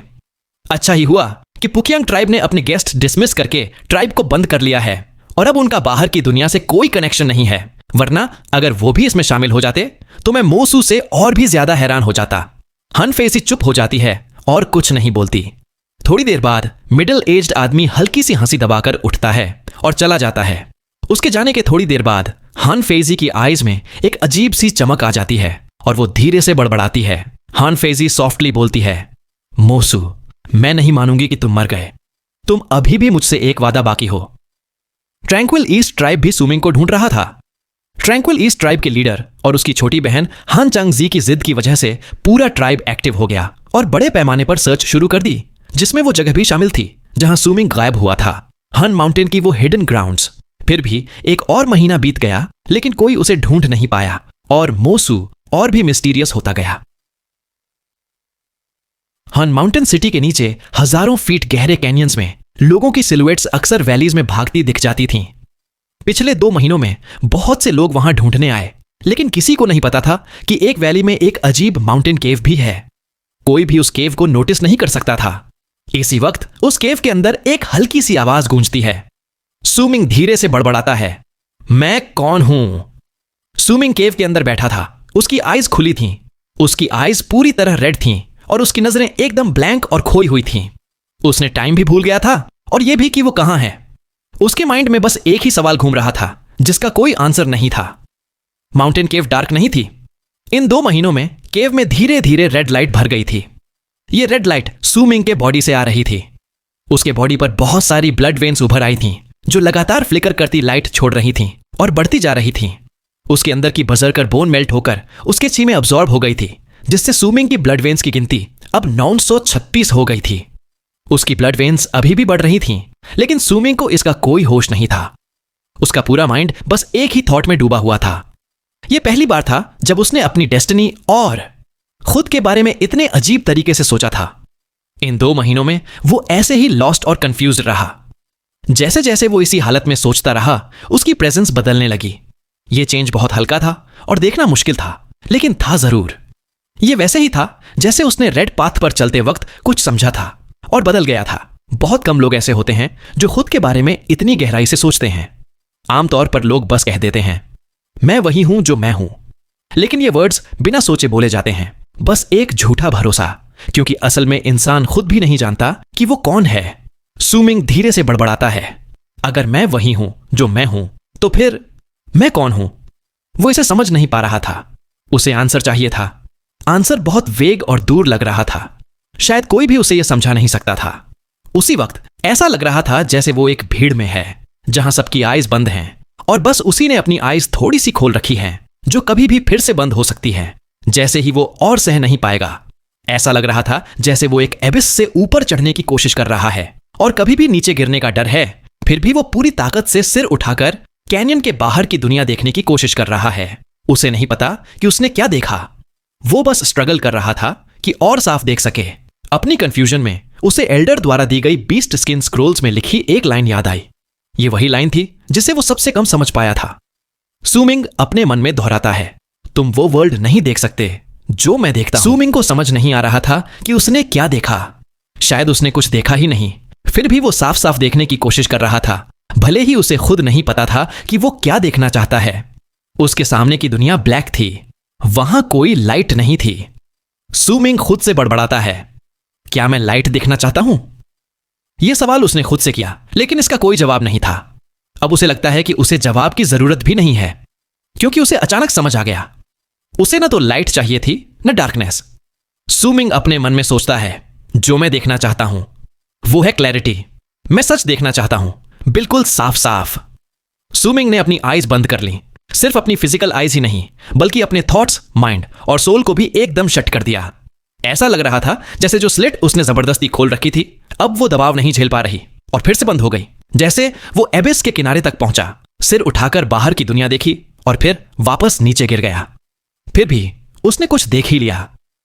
सूमिंग अपने मन में सोचता है, अगर कभी वो डे आया जब मुझे सच में पता चल गया कि मैं कौन हूं, तभी मैं सच में मैं बनूंगा। अभी मैं सूमिंग हूं, मैं मोसू हूं। सूमिंग ने अपनी आइज खोल दी। उनमें अब भी कंफ्यूजन थी, लेकिन वो कंफ्यूजन अब उसके दिल और थॉट्स में गहरे छुप गई थी। उसे अचानक बहुत ज्यादा लोनलीनेस महसूस हुई। ये लोनलीनेस उसके दिल से निकली थी, जैसे पूरी दुनिया और यूनिवर्स ने उसे छोड़ दिया हो। उसे लगा जैसे उसकी सोल खो गई है और वो उसे ढूंढ नहीं पा रहा।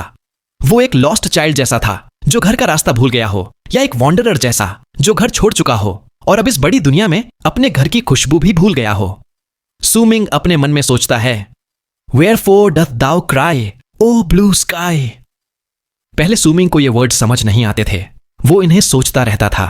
अब ये उसके दिल में आ गए थे और धीरे धीरे उसे इनका मतलब थोड़ा थोड़ा समझ आने लगा। वो चुप हो गया। उसकी आइज में जो काल्मनेस थी, उसमें अब लोनलीनेस भी थी, जैसे वो चुपचाप उस साइलेंट माउंटेन केव में बैठा था। लेकिन इस बार उसकी काल्मनेस और साइलेंस पहले जैसी नहीं थी, अब वो सच में अलग थी। सूमिंग की मेमोरीज में जब उसने डार्क माउंटेन में सब कुछ एक्सपीरियंस किया और फिर अजनबी लैंड ऑफ साउथ मॉर्निंग में जागा, तभी उसने साइलेंस, काल्मनेस और अकेले रहना सीखा था। लेकिन उसने ये सब सीखा था ताकि वो अपने दिल की असली फीलिंग्स छुपा सके। ये बस एक बचकाना डिस्गाइज था। अब जब सूमिंग ने अपना दायां हाथ उठाकर अपने फेस के स्कार को छुआ, तो अब उसे अपनी साइलेंस और कामनेस से कुछ छुपाने की जरूरत नहीं थी। अब ये उसके दिल से आ रही थी और अब ये कोई कवर नहीं, बल्कि उसकी सोल से निकली चीज थी। सूमिंग ने सिर झुका लिया और खुद से बड़बड़ाया। सूमिंग खुद से पूछता है, क्या मैं बड़ा हो गया हूं? उसकी यादों में वो लड़का जो ब्राइटली मुस्कुरा रहा था, जो एल्डर का हाथ पकड़कर मासूमियत से बातें करता था, अब भी उसके दिल में जिंदा था। वो बचपन की दोस्त जिसने बर्फ में उससे पूछा था कि क्या वो हमेशा साथ रहेंगे, और उसके बालों की हल्की सी खुशबू वो भी सूमिंग के दिल में अब भी थी। सूमिंग धीरे से कहता है, मैं बड़ा हो गया। सूमिंग ने सिर उठाया। जैसे ही उसने ऐसा किया, उसके बॉडी के अंदर से जोरदार बूमिंग साउंड्स निकली जो उसके चारों तरफ गूंजने लगीं। ये आवाजें माउंटेन केव में कई बार गूंजती रहीं, जैसे कोई कम पिच्ड रोर या हाउल हो जो बहुत देर तक खत्म ही नहीं हुआ। इन्हीं बूमिंग साउंड्स के बीच सूमिंग के बॉडी से रेड लाइट निकली। ये रेड लाइट एकदम से पूरी माउंटेन केव को लाल रंग में डुबो देती है, जिससे सब कुछ एक रेड वर्ल्ड जैसा लगने लगता है। ब्रिलियंट रेड, ये पावर और किसी इंसान के कल्टीवेशन लेवल का सिंबल था। ये ऐसा रेड था जो देखने वालों की आंखों में चुभ जाए। सूमिंग के सेंटर से वो रेड लाइट चारों तरफ फैलने लगी। सूमिंग की साइलेंस और काल्मनेस के बीच उसके कपड़े फटकर टुकड़े टुकड़े हो गए और गायब हो गए। बस उसकी स्टोरेज बैग और बाकी चीजें उसके पैरों के पास गिर गईं। अब उसके कपड़े गायब हो चुके थे और उसके पूरे बॉडी पर अनगिनत डेंस ब्लड वेन्स दिखने लगीं। एक नॉर्मल इंसान एक नजर में नहीं गिन सकता कि कितनी वेन्स हैं, बस सूमिंग को ही पता था। अब उसके बॉडी पर 937 ब्लड वेन्स थीं। सूमिंग अपने मन में सोचता है, अगर मैं नहीं मरा तो ये मेरी सेरेंडिपिटी बन जाएगी। Hong Kong, thank you. सूमिंग को अपने बॉडी में आए चेंज से कोई सरप्राइज नहीं हुआ। हांगकांग के वर्ड्स उसके दिल में गूंज रहे थे। उसे अपने बॉडी में असिमिलेट हो चुकी बजर्कर बोन की प्रेजेंस भी साफ महसूस हो रही थी। वो अब भी उसके अंदर धीरे धीरे मेल्ट हो रही थी। असल में सूमिंग के लिए बजर्कर बोन को अब्सॉर्ब करना इतना आसान नहीं होना चाहिए था, लेकिन किस्मत ने ऐसा किया कि इस बजर्कर बोन के ओरिजिनल ओनर का बॉडी हांगकांग के रेप्लिका में रिफाइन हो गया था। हांगकांग के पास उस रेप्लिका को ट्रेन करने का टाइम नहीं था, लेकिन फिर भी बजर्कर की इन्फ्लुएंस से उसमें सालों में साइलेंट ट्रांसफॉर्मेशन हो चुकी थी। जैसे जैसे बोन मेल्ट हो रही थी, उससे निकलती पावर ही सूमिंग की स्ट्रेंथ को इतनी तेजी से बढ़ा रही थी। वो बैठ गया और अपनी सारी कंफ्यूजन को अपने दिल में समेट लिया। वो उसे दिखाना नहीं चाहता था। उसे नहीं पता था कि उसका रास्ता कहां जाएगा, लेकिन उसे एक बात पता थी, जब तक वो पावरफुल नहीं बनेगा तब तक वो अपने सवालों के जवाब नहीं ढूंढ पाएगा। तभी उसे अपनी किस्मत खुद चुनने का हक मिलेगा। सूमिंग अपने मन में सोचता है, मुझे फर्क नहीं पड़ता कि ये डेस्टिनी है या मेरी मेमोरीज मिटा दी गई हैं। एक दिन मैं आंसर ढूंढ लूंगा और जब वो आंसर मिल जाएगा तब मुझे अपनी किस्मत खुद तय करने का हक मिलेगा। सूमिंग ने गहरी सांस ली। उसके बॉडी की ब्लड वेन्स में जोरदार बैंग हुआ और उनकी गिनती फिर बढ़ गई। 941, 943 और ये बढ़ती गई जब तक वो 952 तक नहीं पहुंच गई। 950 ब्लड वेन्स बर्जर्कर्स की दुनिया में बहुत रेयर होती हैं। ये स्टेट कहलाती है completion of the blood solidification realm. जो लोग 980 ब्लड वेन्स तक पहुंच जाते हैं वो great completion of the blood solidification realm में माने जाते हैं। इस रेल्म में इतने वेन्स तक पहुंचना बहुत रेयर है। अगर कोई सूमिंग की तरह बोन सैक्रिफाइस रेल्म की बजर्कर बोन अब्सॉर्ब भी कर ले, फिर भी हांगकांग के थाउजेंड्स ऑफ ईयर्स के इन्फ्लुएंस के बिना वो ऐसे रिजल्ट नहीं पा सकता। ये इतना आसान भी नहीं है। बजर्कर ब्लड भी बहुत जरूरी फैक्टर है।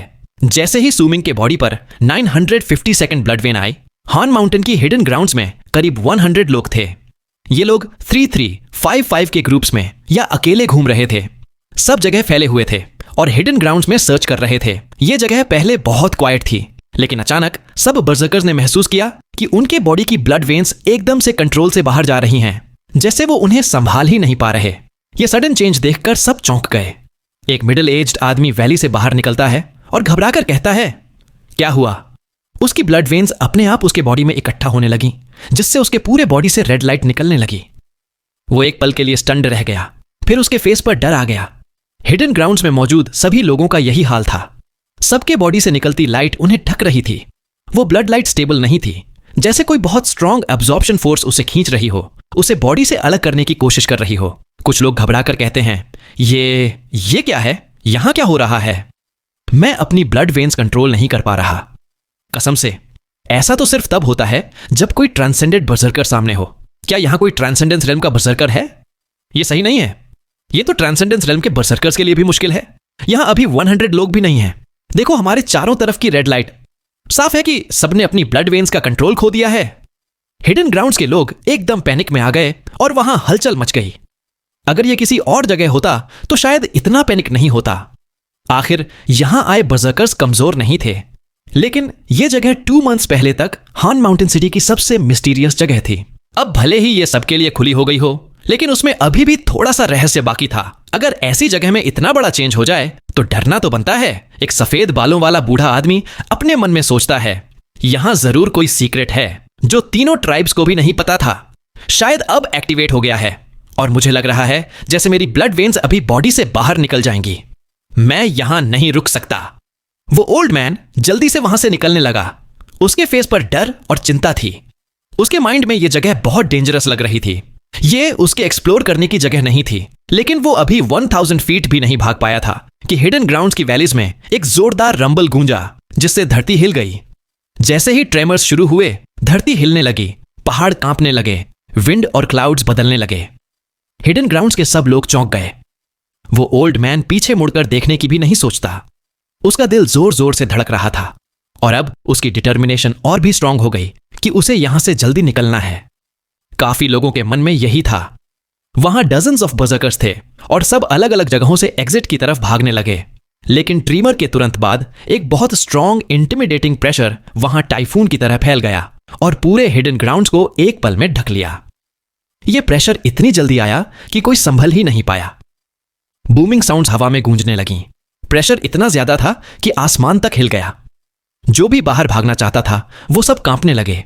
सबको मजबूरन रुकना पड़ा और वहीं बैठकर अपनी ब्लड वेन्स सर्कुलेट करनी पड़ी ताकि बॉडी पर पड़े प्रेशर को झेल सकें। ऊपर जो पहले स्टारी स्काई था वो सील टूटने के बाद गायब हो गया। अब वहां एक क्लियर ब्लू स्काई दिख रही थी जो दूर तक फैली थी। यह स्काई बर्जर्कर्स और लैंड ऑफ साउथ मॉर्निंग की थी। उसी वक्त आसमान में क्लाउड्स घूमने लगे। जैसे जैसे वो इकट्ठा हुए उनके चारों तरफ गोल्डन लाइट घिर गई। ये अजीब चेंज तुरंत ही हैन माउंटेन सिटी के सब लोगों का ध्यान खींच लाया। तीनों ट्राइब्स के लोग भी उस सीन को देखने लगे। कुछ लोग हैरान होकर कहते हैं, ये क्या हुआ? आसमान अचानक क्यों बदल गया? क्या फ्रीजिंग स्काई क्लैन के लोग आ गए? ऐसा नहीं हो सकता। उन्हें स्केड्यूल के हिसाब से अभी कई मंथ्स बाद आना चाहिए। कितना स्ट्रांग प्रेशर है। मेरी ब्लड वेन्स तो पहले से ही कंट्रोल से बाहर होने लगी हैं। ये अजीब फिनोमिनन आखिर है क्या? ये क्या दिख रहा है? बादल इकट्ठा हो रहे हैं, गोल्डन लाइट उन्हें घेर रही है। क्या कोई ट्रेजर सामने आ गया है? हन माउंटेन सिटी के लगभग हर इंसान ने जो कर रहा था छोड़ दिया और आसमान की तरफ देखने लगा और चारों तरफ डिस्कशंस की आवाजें गूंजने लगीं। सबके फेस पर हैरानी और कंफ्यूजन थी। कुछ तो अननोन से डर भी रहे थे। एक बूढ़ा आदमी क्राउड में खड़ा कांपते हुए कहता है, ये है। उसके हाथ में एक केन थी। वो क्राउड में खड़ा था और आसमान को हैरानी से देख रहा था। उसकी आईज में कंफ्यूजन नहीं बल्कि डिसबिलीफ और एस्टोनिशमेंट थी। वो ओल्ड मैन चिल्लाकर कहता है, ये गॉड ऑफ बर्जर्कर्स की ब्लेसिंग है जो सिर्फ तब आती है जब कोई इंसान ब्लड सॉलिडिफिकेशन रेल्म में ग्रेट कंप्लीशन हासिल करके ट्रांसेंडेंस रेल्म में पहुंचता है। ये उसकी बात सबने सुन ली। थोड़ी देर की चुप्पी के बाद भीड़ में सरप्राइज की चीखें गूंजने लगीं जो और भी तेज होती गईं। बहुत कम लोग थे जो आसमान में दिख रही उस अजीब फिनोमिनन को पहचान सके, लेकिन इसका मतलब यह नहीं कि कोई भी नहीं था। हान माउंटेन सिटी में कुछ लोग थे जिन्होंने इसे पहचान लिया। उनकी बातों ने पूरे शहर को शॉक कर दिया और हर तरफ डिस्कशन शुरू हो गई। नानतियन सेकेंड लेयर में हान माउंटेन सिटी के एक एलिगेंट घर के कोर्टयार्ड में एक स्टोन चेयर पर बैठा था। उसके पास एक मिडिल एज्ड आदमी बैठा था। उस आदमी का स्वभाव बहुत प्लेजेंट था, जैसे उसके चेहरे पर खुशी या गुस्से के एक्सप्रेशन बहुत कम आते हों। वो वाइन का कप पकड़े नंतियन के साथ पी रहा था। इसी वक्त आसमान में वो फिनोमिनॉन दिखा। हल्की हलचल की आवाजें उनके कानों तक पहुंची। नंतियन ने सिर उठाया और जैसे ही उसने वो सीन देखा उसके बॉडी में एक झटका सा लगा। वो प्लेजेंट डिमीनर वाला मिडिल एज्ड आदमी भी देखने लगा। उसकी आईज काम रहीं और एक्सप्रेशन नहीं बदला, लेकिन वाइन कप पकड़ने वाला हाथ कांप गया और थोड़ा वाइन गिर गया। केजूसी सॉफ्टली कहता है, ब्लड सॉलिडिफिकेशन रेल्म में ग्रेट कंप्लीशन तक पहुंचे बर्सर्कर का ट्रांसेंडेंस। नंतियन जवाब देता है, मुझे नहीं लगता कि यह कोई ग्रेट कंप्लीशन वाला बर्सर्कर है। मैंने एक बार एक प्रोडिजी देखा था जिसने 982 ब्लड वेन्स के साथ ट्रांसेंड किया था। उस वक्त का माहौल इससे भी ज्यादा ग्रैंड था। वो मिडिल एज्ड आदमी लेक ऑफ कलर्स ट्राइब का फॉर्मर चीफ गेस्ट केजूसी था। केजूसी आगे समझाता है, फिर भी ये बर्जर्कर कंप्लीशन तक पहुंचा है ब्लड सॉलिडिफिकेशन रेल्म में। ऐसा कोई इंसान अगर ट्रांसेंड करता है तो भले ही वो ट्रांसेंडेंस रेल्म के शुरुआती स्टेज में हो, वो बाकी लोगों को आसानी से पीछे छोड़ सकता है और टॉप में आ सकता है। नंतियन हैरानी से कहता है, ऐसा कोई इंसान हन माउंटेन सिटी में कब से आ गया? वो डीप ब्रेथ लेता है। बाहर से वो नॉर्मल दिख रहा था, लेकिन अंदर से वो फिनोमिनन देखकर उसके दिल में शॉक और मिक्स्ड फीलिंग्स थीं। केजूसी की आईज में हल्की सी चमक आती है। ये प्रेजेंस हिडन ग्राउंड्स के नीचे से आ रही है। हमें जाकर देखना चाहिए? नंतियन धीरे से मना करता है, जरूरत नहीं। अगर ये इंसान इतनी ग्रैंड तरीके से ट्रांसेंड कर रहा है तो उसने खुद को डिफेंड करने की पूरी तैयारी की होगी। अगर हम गए और उसे गलत फहमी हो गई तो फायदा नहीं। अच्छा रहेगा कि जब वो सक्सीड कर ले तब जाकर उसे ग्रीट करें। ऐसे ट्रांसेंड करते हुए उसका फेल होना इम्पॉसिबल है। केजूसी अचानक पूछता है, कहीं ये वही मिस्टीरियस मोसू तो नहीं जिसकी इतनी चर्चा है? नंतियन थोड़ी देर सोचकर कहता है, मैंने मोसू को ऑब्जर्व किया है। वो ऐसा नहीं लगता कि उसने कभी ट्रांसेंड नहीं किया, बल्कि ऐसा लगता है कि उसने पहले ट्रांसेंड किया था, लेकिन किसी एक्सीडेंट की वजह से उसकी कल्टीवेशन गिर गई। शायद वो नहीं है कि जोशी चुप हो जाता है। नानतियन भी आसमान की तरफ देखता रहता है और उसे खुद भी समझ नहीं आता कि क्या सोचे। इसी दौरान श्वेन लुनहान माउंटेन सिटी के 3rd लेयर के एक कोने में खड़ा था। उसके चेहरे पर डार्क एक्सप्रेशन था। वो आसमान में दिख रही फिनोमिनन को घूर रहा था। उसके एक्सप्रेशन बार बार बदल रहे थे। श्वेन लुन अपने मन में सोचता है, ये कौन है? अगर ये अब ट्रांसेंड कर रहा है तो जरूर फ्रीजिंग स्काई क्लैन में जाने की तैयारी कर रहा है। Completion in the blood solidification realm. Completion in the blood solidification realm. जब तक ये मुझे प्रोवोक नहीं करता मैं कुछ नहीं कहूंगा, लेकिन अगर ये मेरे रास्ते में आया तो मैं खुद टेस्ट करूंगा कि कंप्लीशन तक पहुंचे ट्रांसेंडेड बर्सर्कर्स सच में इतने स्ट्रांग हैं या नहीं। जब आसमान में वो फिनोमिनन दिखी, हन माउंटेन सिटी के लोग ही नहीं, तीनों ट्राइब्स भी चौंक गए। लेक ऑफ कलर्स ट्राइब की माउंटेन के टॉप पर यन लुआन सीरियस एक्सप्रेशन के साथ आसमान को देख रही थी। उसकी ब्लैक हेयर हवा में उड़ रही थी। उसने रेड रोब पहन रखी थी और बहुत ब्यूटीफुल लग रही थी। यन लुआन अपने मन में सोचती है, हन माउंटेन सिटी में कोई ट्रांसेंड कर रहा है। अगर ये कोई नॉर्मल बर्सर्कर होता तो मुझे फर्क नहीं पड़ता, लेकिन ये तो कंप्लीशन तक पहुंचा बर्सर्कर है। क्या इसे नहीं पता कि ऐसे लोग किसी और की जगह पर ट्रांसेंड नहीं कर सकते? ये कौन है? यन लुआन थोड़ी देर सोचती है, फिर नीचे हान माउंटेन सिटी के कैनियंस की तरफ देखती है।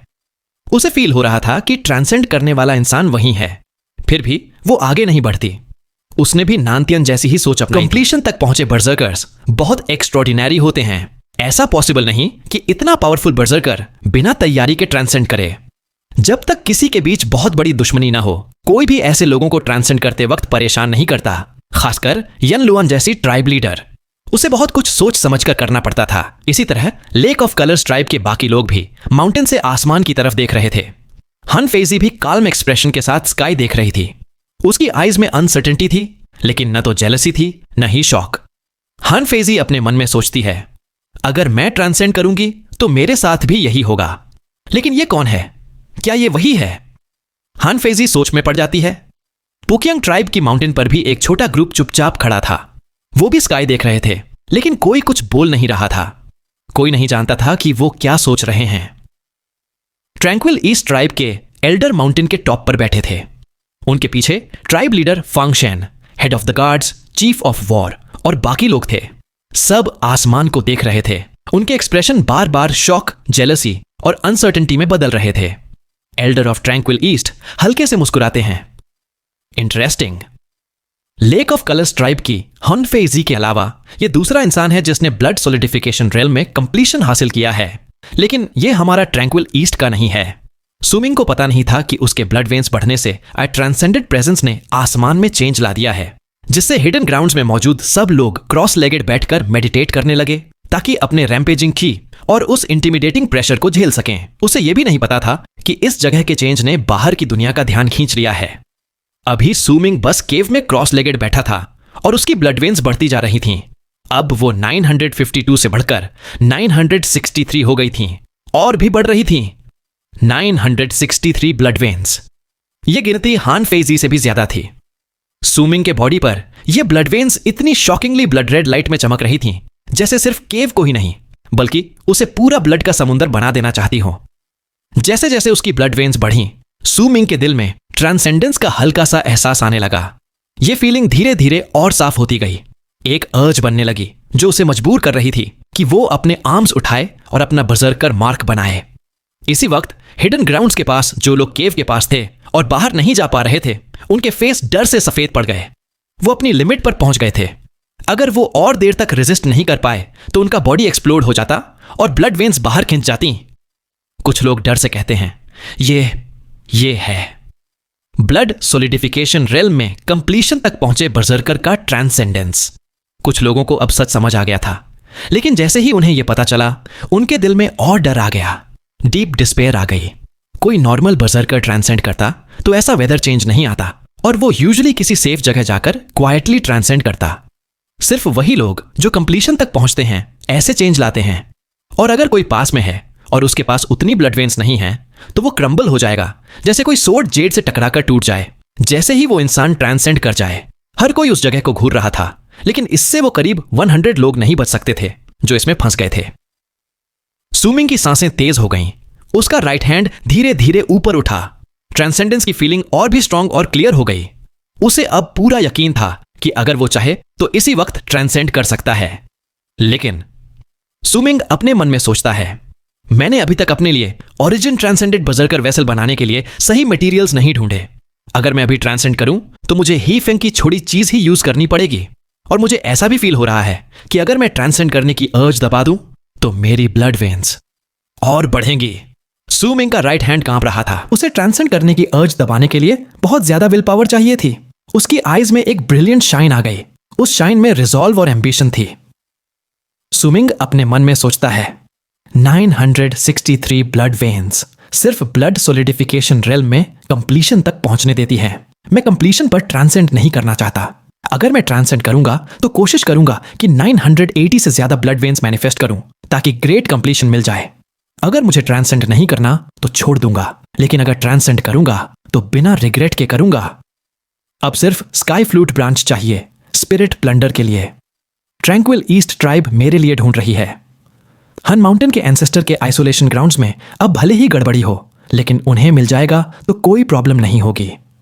अगर मैं ट्रांसेंड करता हूं तो क्या स्पिरिट प्लंडर मेरा ओरिजिन बजरकर वेसल बन सकता है? मैं जल्दीबाजी नहीं कर सकता। जल्दीबाजी नहीं। सुमिंग की आईज चमकी और उसके फेस पर वेन्स उभर आईं क्योंकि वो ट्रांसेंड करने की अर्ज दबा रहा था। उसने जबरदस्ती अपना राइट हैंड नीचे कर लिया। जैसे ही उसने राइट हैंड नीचे किया, उसका बॉडी जोर जोर से कांपने लगा। हवा में बूमिंग साउंड्स गूंजने लगीं। उस अर्ज को दबाना ऐसा था जैसे इरप्ट होने वाली लावा को जबरदस्ती रोक देना, लेकिन ऐसा करने से उसके बॉडी में जमा एक्सप्लोसिव पावर और भी स्ट्रांग हो गई। रंबलिंग साउंड्स गूंजने लगीं और सुमिंग को लगा जैसे उसका बॉडी फटने वाला है। ट्रांसेंड करने की अर्ज के खिलाफ जाना और प्रोसेस को उल्टा घुमाकर और ब्लड वेन्स लेना ये क्लियरली अलाउड नहीं था। जैसे ही उसके बॉडी में रंबलिंग साउंड शुरू हुई, सुमिंग की आईज, ईयर्स, नोज और माउथ से ब्लड बहने लगा, लेकिन उसकी आईज और भी ब्राइट हो गईं। सुमिंग धीरे से कहता है, मैं खुद तय करूंगा कि कब ट्रांसेंड करना है, न नेचर न कोई डीटी। जैसे ही उसने ये कहा, उसकी ब्लड वेन्स एकदम से 10 बढ़ गईं। वो 963 से सीधे 973 हो गईं और फिर बढ़ती गईं 974, 975, 976। जैसे जैसे उसकी ब्लड वेन्स बढ़ीं, वो फटने जैसा दर्द और बढ़ता गया। लेकिन सुमिंग को फील हो रहा था कि हर एक्स्ट्रा ब्लड वेन के साथ ट्रांसेंड करने पर उसकी स्ट्रेंथ और बढ़ेगी। जब उसके बॉडी में ब्लड वेन्स बढ़कर 979 हो गईं और बस 1 और वेन चाहिए थी ग्रेट कंप्लीशन के लिए, तो ट्रांसेंड करने की अर्ज फिर से लहर की तरह उसके विल पर टकराई, जिससे वो इंस्टिंक्टिवली अपना राइट हैंड फिर से ऊपर उठा बैठा। इसी वक्त बाहर की दुनिया में आसमान में दिख रही फिनोमिनॉन और भी बड़ी हो गई। बादल चारों तरफ फैलने लगे और रंबलिंग साउंड्स गूंजने लगीं। गोल्डन लाइट इतनी ब्राइट थी कि आंखें चुभने लगीं और ऐसा लग रहा था जैसे वो एक डीटी की स्टैच्यू बन जाएगी। हिडन ग्राउंड्स में क्रॉस लेगेड बैठे करीब 100 लोग जो प्रेशर झेल रहे थे, उनके माउथ से ब्लड बह रहा था। उनकी आईज में सिर्फ डिस्पेयर थी। माउंटेन केव में सुमिंग ने अपने ऊपर उठे राइट हैंड को ठंडी नजर से देखा और धीरे धीरे कहा। सुमिंग कहता है, तो ये है ट्रांसेंडेंस। ये किसी तरह की समनिंग जैसा है, लेकिन आज मैं ट्रांसेंड नहीं करूंगा। ये मेरी विल है। सुमिंग ने सिर उठाया और ऊपर देखा, जैसे उसने माउंटेन केव के पार आसमान में धीरे धीरे बनती डीटी की फेंट स्टैच्यू देख ली हो। सुमिंग खुद से कहता है, फाइन कंट्रोल।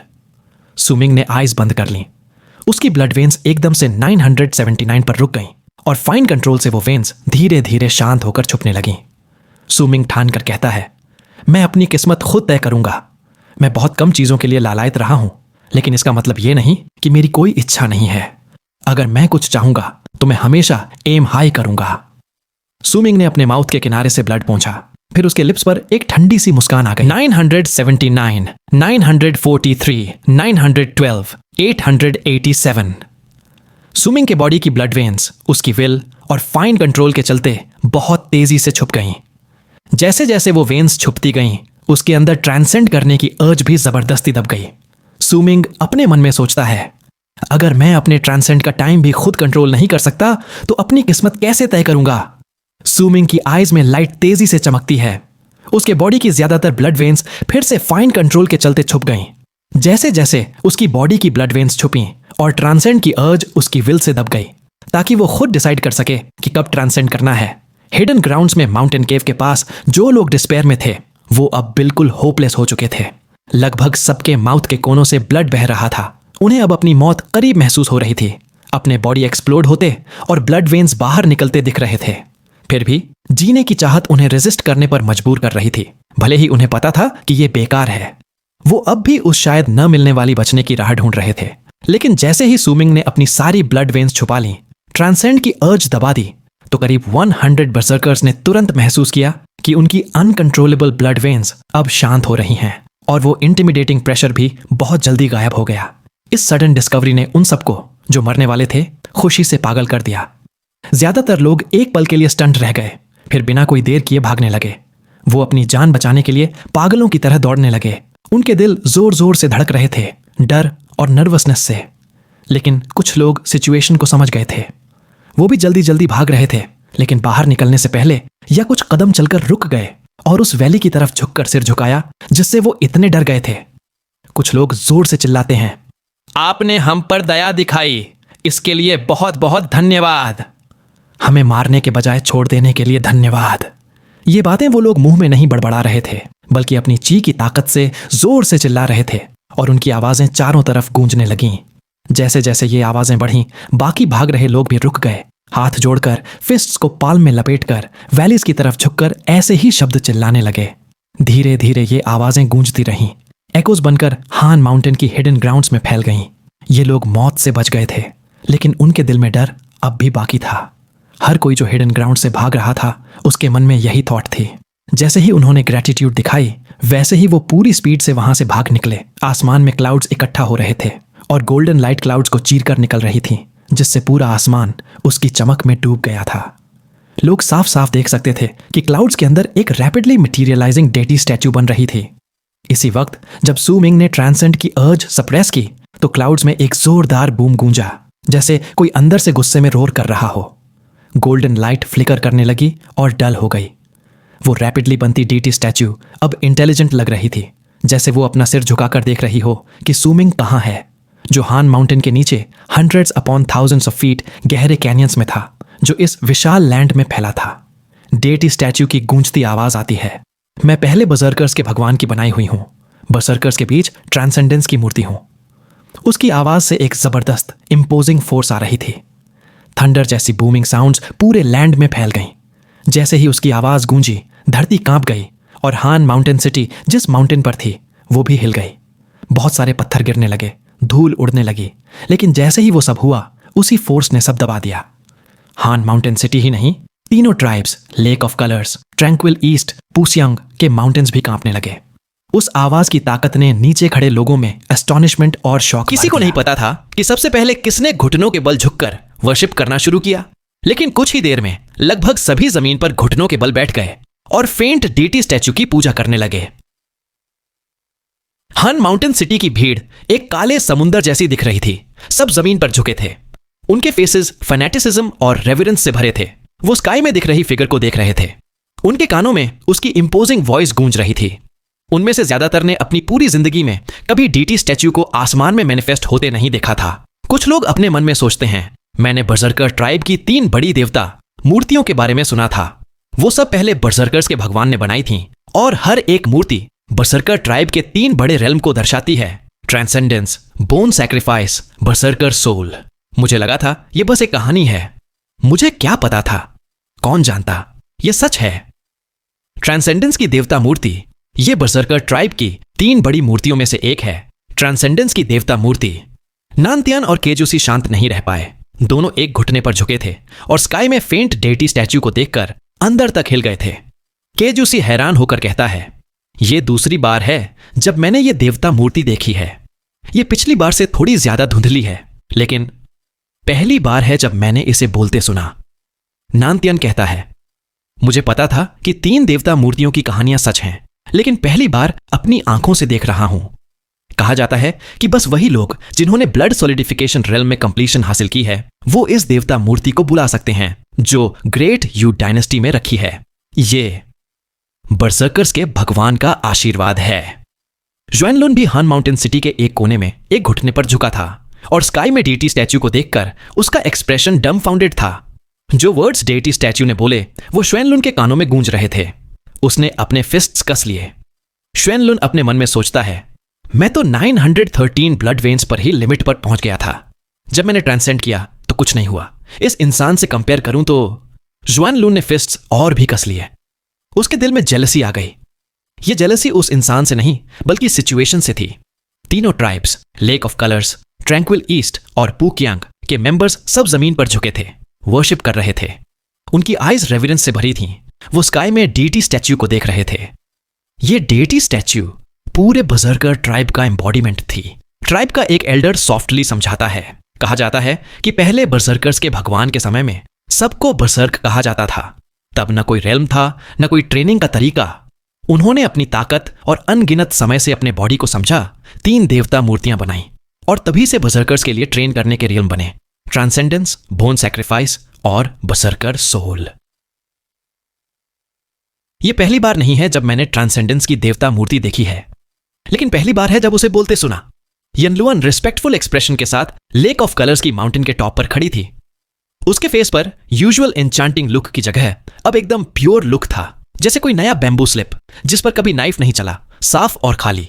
जैसे ही स्काई में फेंट डीटी स्टैच्यू की इंपोजिंग वॉइस गूंजने लगी, उसकी आवाज सबके कानों में और सू मिंग के माइंड में पहुंच गई। असल में वो आवाज उसी के लिए थी। अगर बाकी लोग उसकी आवाज सुनकर उसकी ताकत महसूस कर सकते थे, तो सू मिंग, जो सबके सेंटर में था, उसे ऐसे लग रहा था जैसे उसके दिल में लाखों बिजली कड़क रही हों। उसके बॉडी को ऐसा फील हो रहा था जैसे वो अभी टूट जाएगा।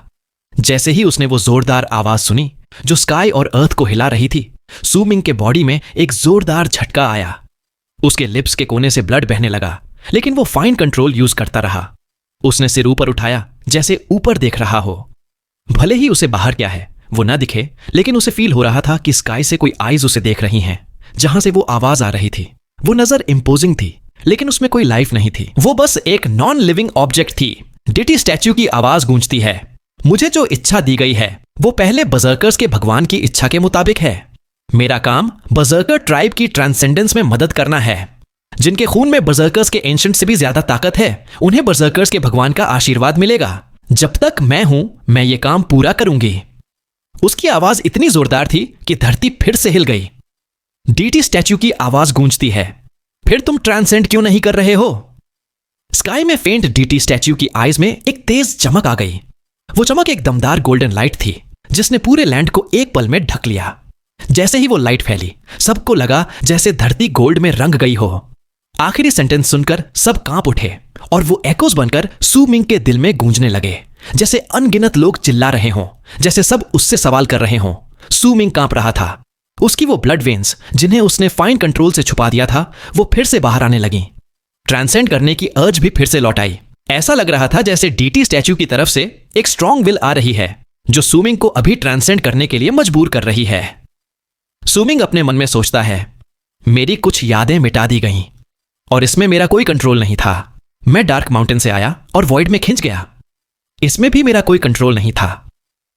मैं लैंड ऑफ साउथ मॉर्निंग में आया, बहुत कुछ एक्सपीरियंस किया, ज्यादातर चीजें बस फ्लो के साथ होती गईं, इसमें भी मेरा कोई कंट्रोल नहीं था। मैंने खुद को ढूंढा, मैंने अपनी आईज खोलकर वो वर्ल्ड देखना चाहा जो बाकी लोग नहीं देख पाए, लेकिन आखिर में मैंने अपनी आईज बंद कर ली, इसमें भी मेरा कोई कंट्रोल नहीं था। सू मिंग और मोसू के तौर पर मेरी पूरी लाइफ में जितना मुझे याद है, सब कुछ किसी और ने डिसाइड किया। किसी ने मुझे अपनी मर्जी से डिसीजंस लेने नहीं दिए, न ही अपनी किस्मत खुद चुनने दी। मैं जो अपनी राह भी खुद नहीं चुन सकता, अपनी किस्मत भी कंट्रोल नहीं कर सकता। आज कंट्रोल करूंगा, मैं अपनी राह खुद चुनूंगा। मैं अभी ट्रांसेंड नहीं करना चाहता और कोई मुझे बदल नहीं सकता। मैं खुद तय करूंगा कि कब ट्रांसेंड करूंगा, सू मिंग काल्म होकर कहता है। भले ही उसके माइंड में इंटिमिडेटिंग प्रेशर से वो कांप रहा हो, लेकिन उसकी आवाज में जो पक्का इरादा था वो उसके दिल की सोच को दिखा रहा था। सू मिंग डेटी स्टैच्यू से कहता है, तुम कहती हो कि तुम पहले बर्जर्कर्स के भगवान की क्रिएशन हो और बर्जर्कर्स की ट्रांसेंडेंस में मदद करने वाली देवता मूर्ति हो, तो पहले बर्जर्कर्स के भगवान ने खुद ट्रांसेंड कैसे किया?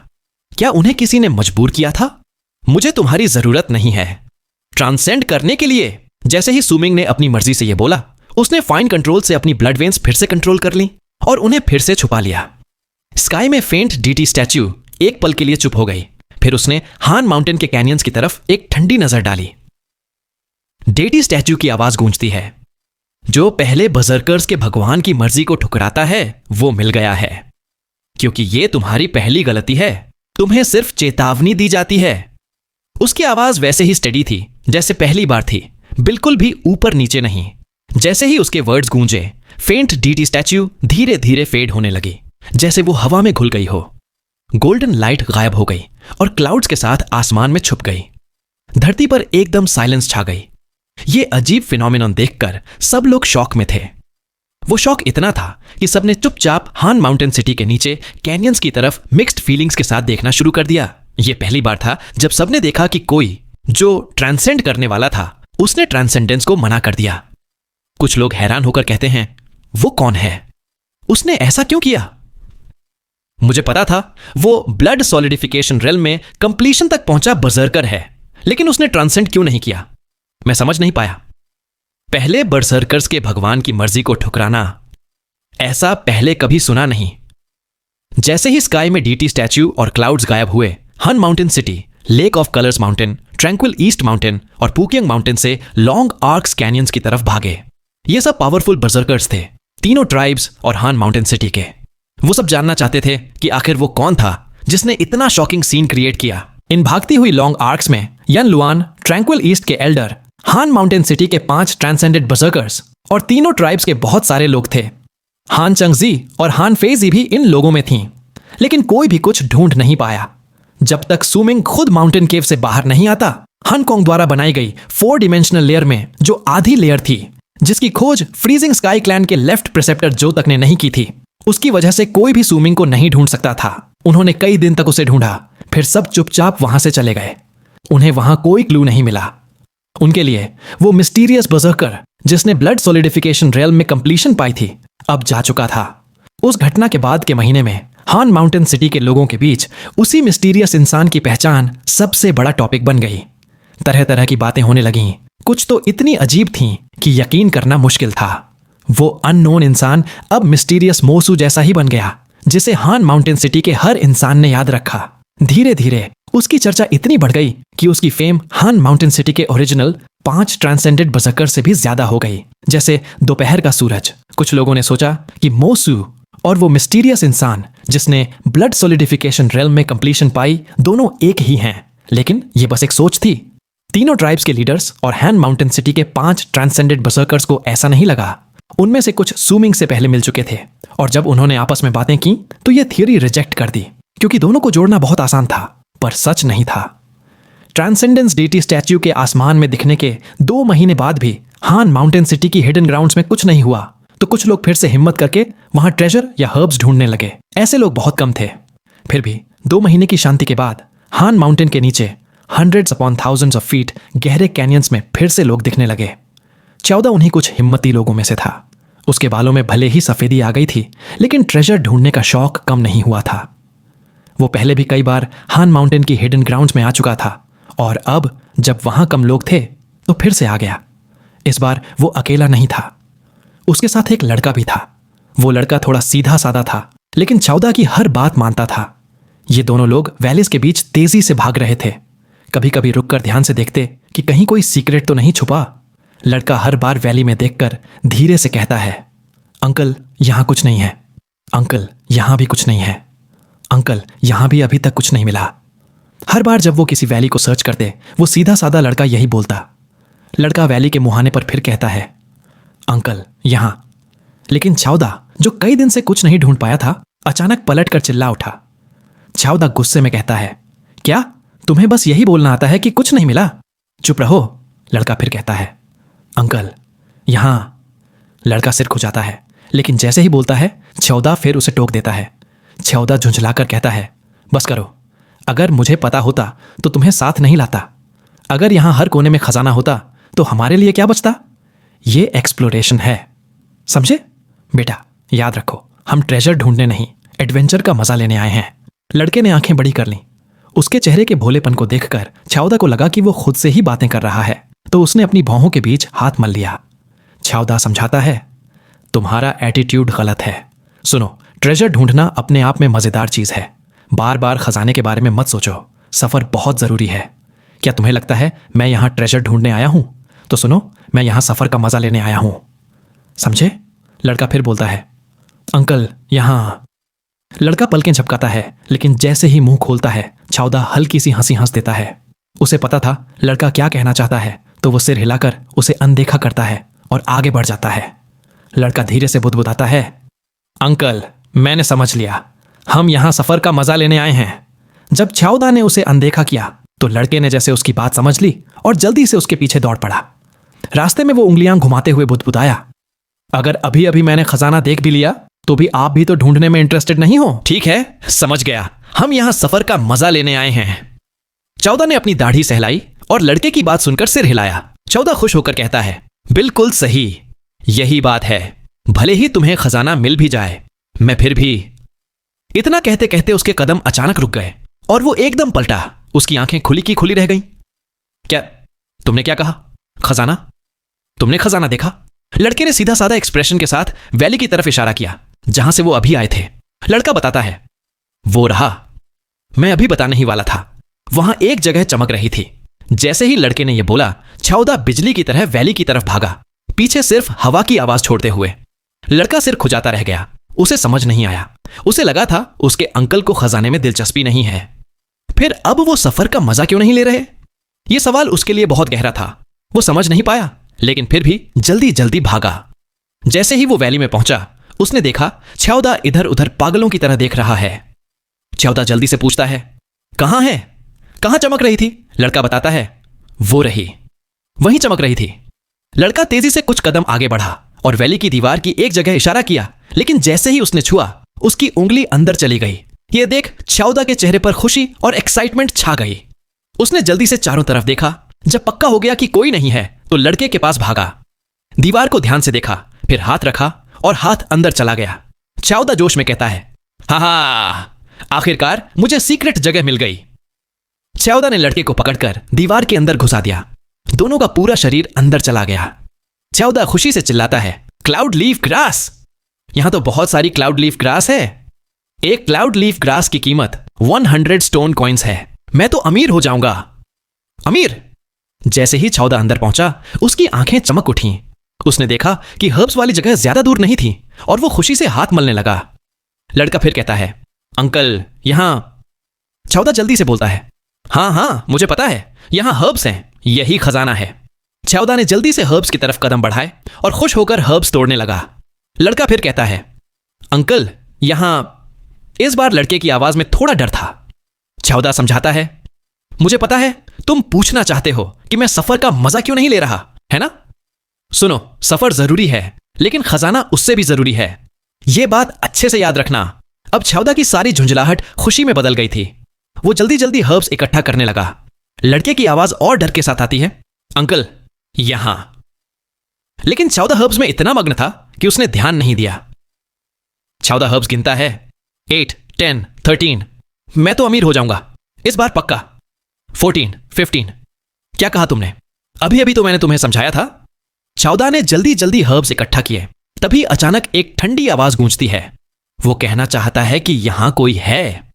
यह आवाज इतनी अचानक आई कि छाउदा का हाथ 16th हर्ब पर रुक गया और वो चौंक कर पीछे मुड़ा। लड़के के पास एक आदमी खड़ा था। वो पूरा काले कपड़ों में था, चेहरा साफ और हैंडसम था। आंखों के नीचे हल्का सा निशान था। वो छाउदा को ठंडी नजर से देख रहा था। लड़का राहत की सांस लेकर कहता है, अंकल ये सही कह रहे हैं, मैं यही कहना चाहता था कि यहां कोई है। अब लड़के के चेहरे पर भी डर आ गया था। छाउदा का दिल जोर जोर से धड़कने लगा और उसके मन में मारने का इरादा आ गया। इन हर्ब्स की कीमत बहुत ज्यादा थी और अब टक्कर होना तय था। लेकिन लड़का उसके पास ही था, जिससे छाउदा हिचक गया। तभी उसे महसूस हुआ कि उस आदमी की नजर में ऐसी ठंडक थी कि छाउदा को लगा जैसे उसका पूरा शरीर बर्फ में बदल गया हो। वो सिर से पैर तक सफेद पड़ गया। छाउदा कांपते हुए घुटनों पर गिरकर कहता है, सीनियर कृपया दया दिखाइए। छाउदा कांप रहा था और जल्दी जल्दी दया की भीख मांग रहा था। उसे पता नहीं था सामने वाले की ताकत क्या है, लेकिन उसकी एक नजर से ही ऐसा लग रहा था जैसे वो बर्फ में जम गया हो। यह कोई ब्लड सॉलिडिफिकेशन रेल्म वाला नहीं कर सकता था। उसे यह भी समझ आ गया कि वो अपनी ब्लड वेन्स भी इस इंसान के सामने नहीं दिखा सकता। इससे वो और भी डर गया। वो आदमी सुमिंग था। इन 2 महीनों में सुमिंग ने अपनी ब्लड वेन्स को धीरे धीरे कंट्रोल करना सीख लिया था। आज वो आइसोलेशन से बाहर आया था। उसका इरादा था कि हान माउंटेन की हिडन ग्राउंड से बाहर निकलने का तरीका ढूंढे। लेकिन जैसे ही वो हाफ डिमेंशनल लेयर से बाहर निकला, वो इसी माउंटेन केव में आ गया। वो निकलने ही वाला था कि उसने देखा एक बूढ़ा आदमी और एक लड़का वहां आ गए। वो बूढ़ा आदमी सुमिंग को नहीं देख पाया। वो सीधे क्लाउड लीफ ग्रास के पास गया, जिसे सुमिंग ने नजरअंदाज कर दिया था। बस लड़का वहां खड़ा सुमिंग को देख रहा था। सुमिंग ने बूढ़े आदमी को ध्यान से देखा। सुमिंग अपने मन में सोचता है, क्या हान कोंग के मरने के बाद कुछ बदला? बूढ़े आदमी की ताकत बस ब्लड सॉलिडिफिकेशन रेल्म के 7th लेवल जैसी है। वो एक बच्चे को यहां कैसे ले आया? छाउदा का दिल और तेज धड़कने लगा। वो बहुत घबराया हुआ था। उसके माथे पर पसीना आ गया क्योंकि सुमिंग उसे घूर रहा था। सुमिंग धीरे धीरे कहता है, मुझे हान माउंटेन सिटी में पिछले कुछ सालों में हुए बड़े बड़े घटनाओं के बारे में सब कुछ बता दो। अगर मैं संतुष्ट हुआ तो ये सारे हर्ब्स तुम्हारे हो जाएंगे। छाउदा पसीना पोंछने की हिम्मत नहीं कर पाया, नहीं ये सोचने की कि यह सवाल क्यों पूछा गया। जैसे ही सुना, वो जल्दी जल्दी आदर के साथ सब कुछ बताने लगा जो उसे पिछले कुछ सालों में पता था। जब उसने बताया कि अब कैनियन सील नहीं है और लोग यहां आ सकते हैं, सुमिंग का एक्सप्रेशन एकदम शांत रहा। छाउदा डरते डरते बताता है, मोसू अब भी रहस्य ही बना हुआ है। और भी ज्यादा रहस्यमय बजकर है जिसने ब्लड सॉलिडिफिकेशन रेल्म में कंप्लीशन पाई। छाउदा की आवाज कांप रही थी। वो हान माउंटेन सिटी में चल रही सारी चर्चाएं ब्लड सॉलिडिफिकेशन रेल्म में कंप्लीशन पाने वाले बर्सर्कर और आसमान में दिखी अजीब घटना के बारे में बता रहा था। जैसे जैसे वो बोलता गया, उसका शरीर और भी कांपने लगा। मोसू को देखकर उसके मन में शक भी आने लगे। सुमिंग कुछ देर चुप रहा, फिर उसकी नजर लड़के पर गई। सुमिंग पूछता है, तुम्हारा नाम क्या है? लड़का जवाब देता है, मैं छाओसोंग हूं। अब भी लड़के के चेहरे पर वही सीधा साधा लुक था। सुमिंग कहता है, यहां के सारे हर्ब्स तुम्हारे हैं। जैसे ही सुमिंग ने यह बोला, उसने लड़के की तरफ एक नजर डाली और फिर मुड़कर बाहर चला गया। बिना कोई निशान छोड़े गायब हो गया। अब छाउदा ने डर के मारे माथे का पसीना पोंछा और गुस्से में छाओसोंग की तरफ इशारा करते हुए डांटने लगा। छाउदा डांटता है, तुमने पहले क्यों नहीं बताया कि यहां कोई है? छाओसोंग धीरे से कहता है, मैंने तो बताया था, लेकिन आपने मेरी बात पूरी नहीं करने दी। अब लड़के के चेहरे पर जैसे नाइंसाफी झेलने वाला लुक था। छाउदा फिर डांटता है, तुम तो मुझे ले डुबोगे। याद रखना, अब से जब भी बोलो एक ही सांस में सब बोल देना। कोई तुम्हारी बात काटे तो भी रुको मत, सब एक बार में कह देना। छाउदा ने फिर से माथे का पसीना पोंछा और जमीन पर पड़े हर्ब्स को देखकर उसके चेहरे पर फिर खुशी आ गई। छाउदा खुशी से चिल्लाता है, मैं अमीर हो जाऊंगा। अमीर? छाओसोंग एक ही सांस में जल्दी जल्दी बोलता है, हाँ अंकल, अब याद रहेगा। चिंता मत करो, अब मैं किसी के टोकने की परवाह नहीं करूंगा। जो भी कहना होगा सब एक ही बार में बिना रुके बोल दूंगा। और जैसे ही उसने बोला, वो एकदम से सांस लेने लगा। मुझे आप सभी की हेल्प की जरूरत है। मेरे अलावा जिन जिन चैनल पर भी आप अभी दूसरी नोबेल एक्सप्लेनेशन को सुन रहे हैं, तो उस चैनल में जब भी कोई नई वीडियो आए तो कमेंट में मेरे चैनल के बारे में बताओ, या ये बताओ कि मैं pursuit of the truth novel को एक्सप्लेन कर रहा हूं, जिससे अगर कोई दूसरा इंटरेस्टेड होगा तो हमारे चैनल में आएगा, जिससे हमारे चैनल की रीच बढ़ेगी और हमारा चैनल ग्रो करेगा, जिससे मुझे भी वीडियो डालने का मोटिवेशन मिलेगा। और हां, अब ये पार्ट यही खत्म करते हैं। आगे की स्टोरी आने वाले नेक्स्ट पार्ट में पता चल रही होगी। साथ ही अगर आप में से कोई पहली बार हमारे चैनल पर आया है तो मैं केवल यही बोलूंगा कि आप हमारे चैनल को सब्सक्राइब कर सकते हैं। साथ ही अगर आपको ये वीडियो पसंद आई हो तो वीडियो को लाइक करके एक प्यारा सा कमेंट भी कर देना, जिससे मुझे भी खुशी होगी। और अगर आप चाहे तो इस वीडियो को अपने दोस्तों के साथ शेयर भी कर सकते हैं।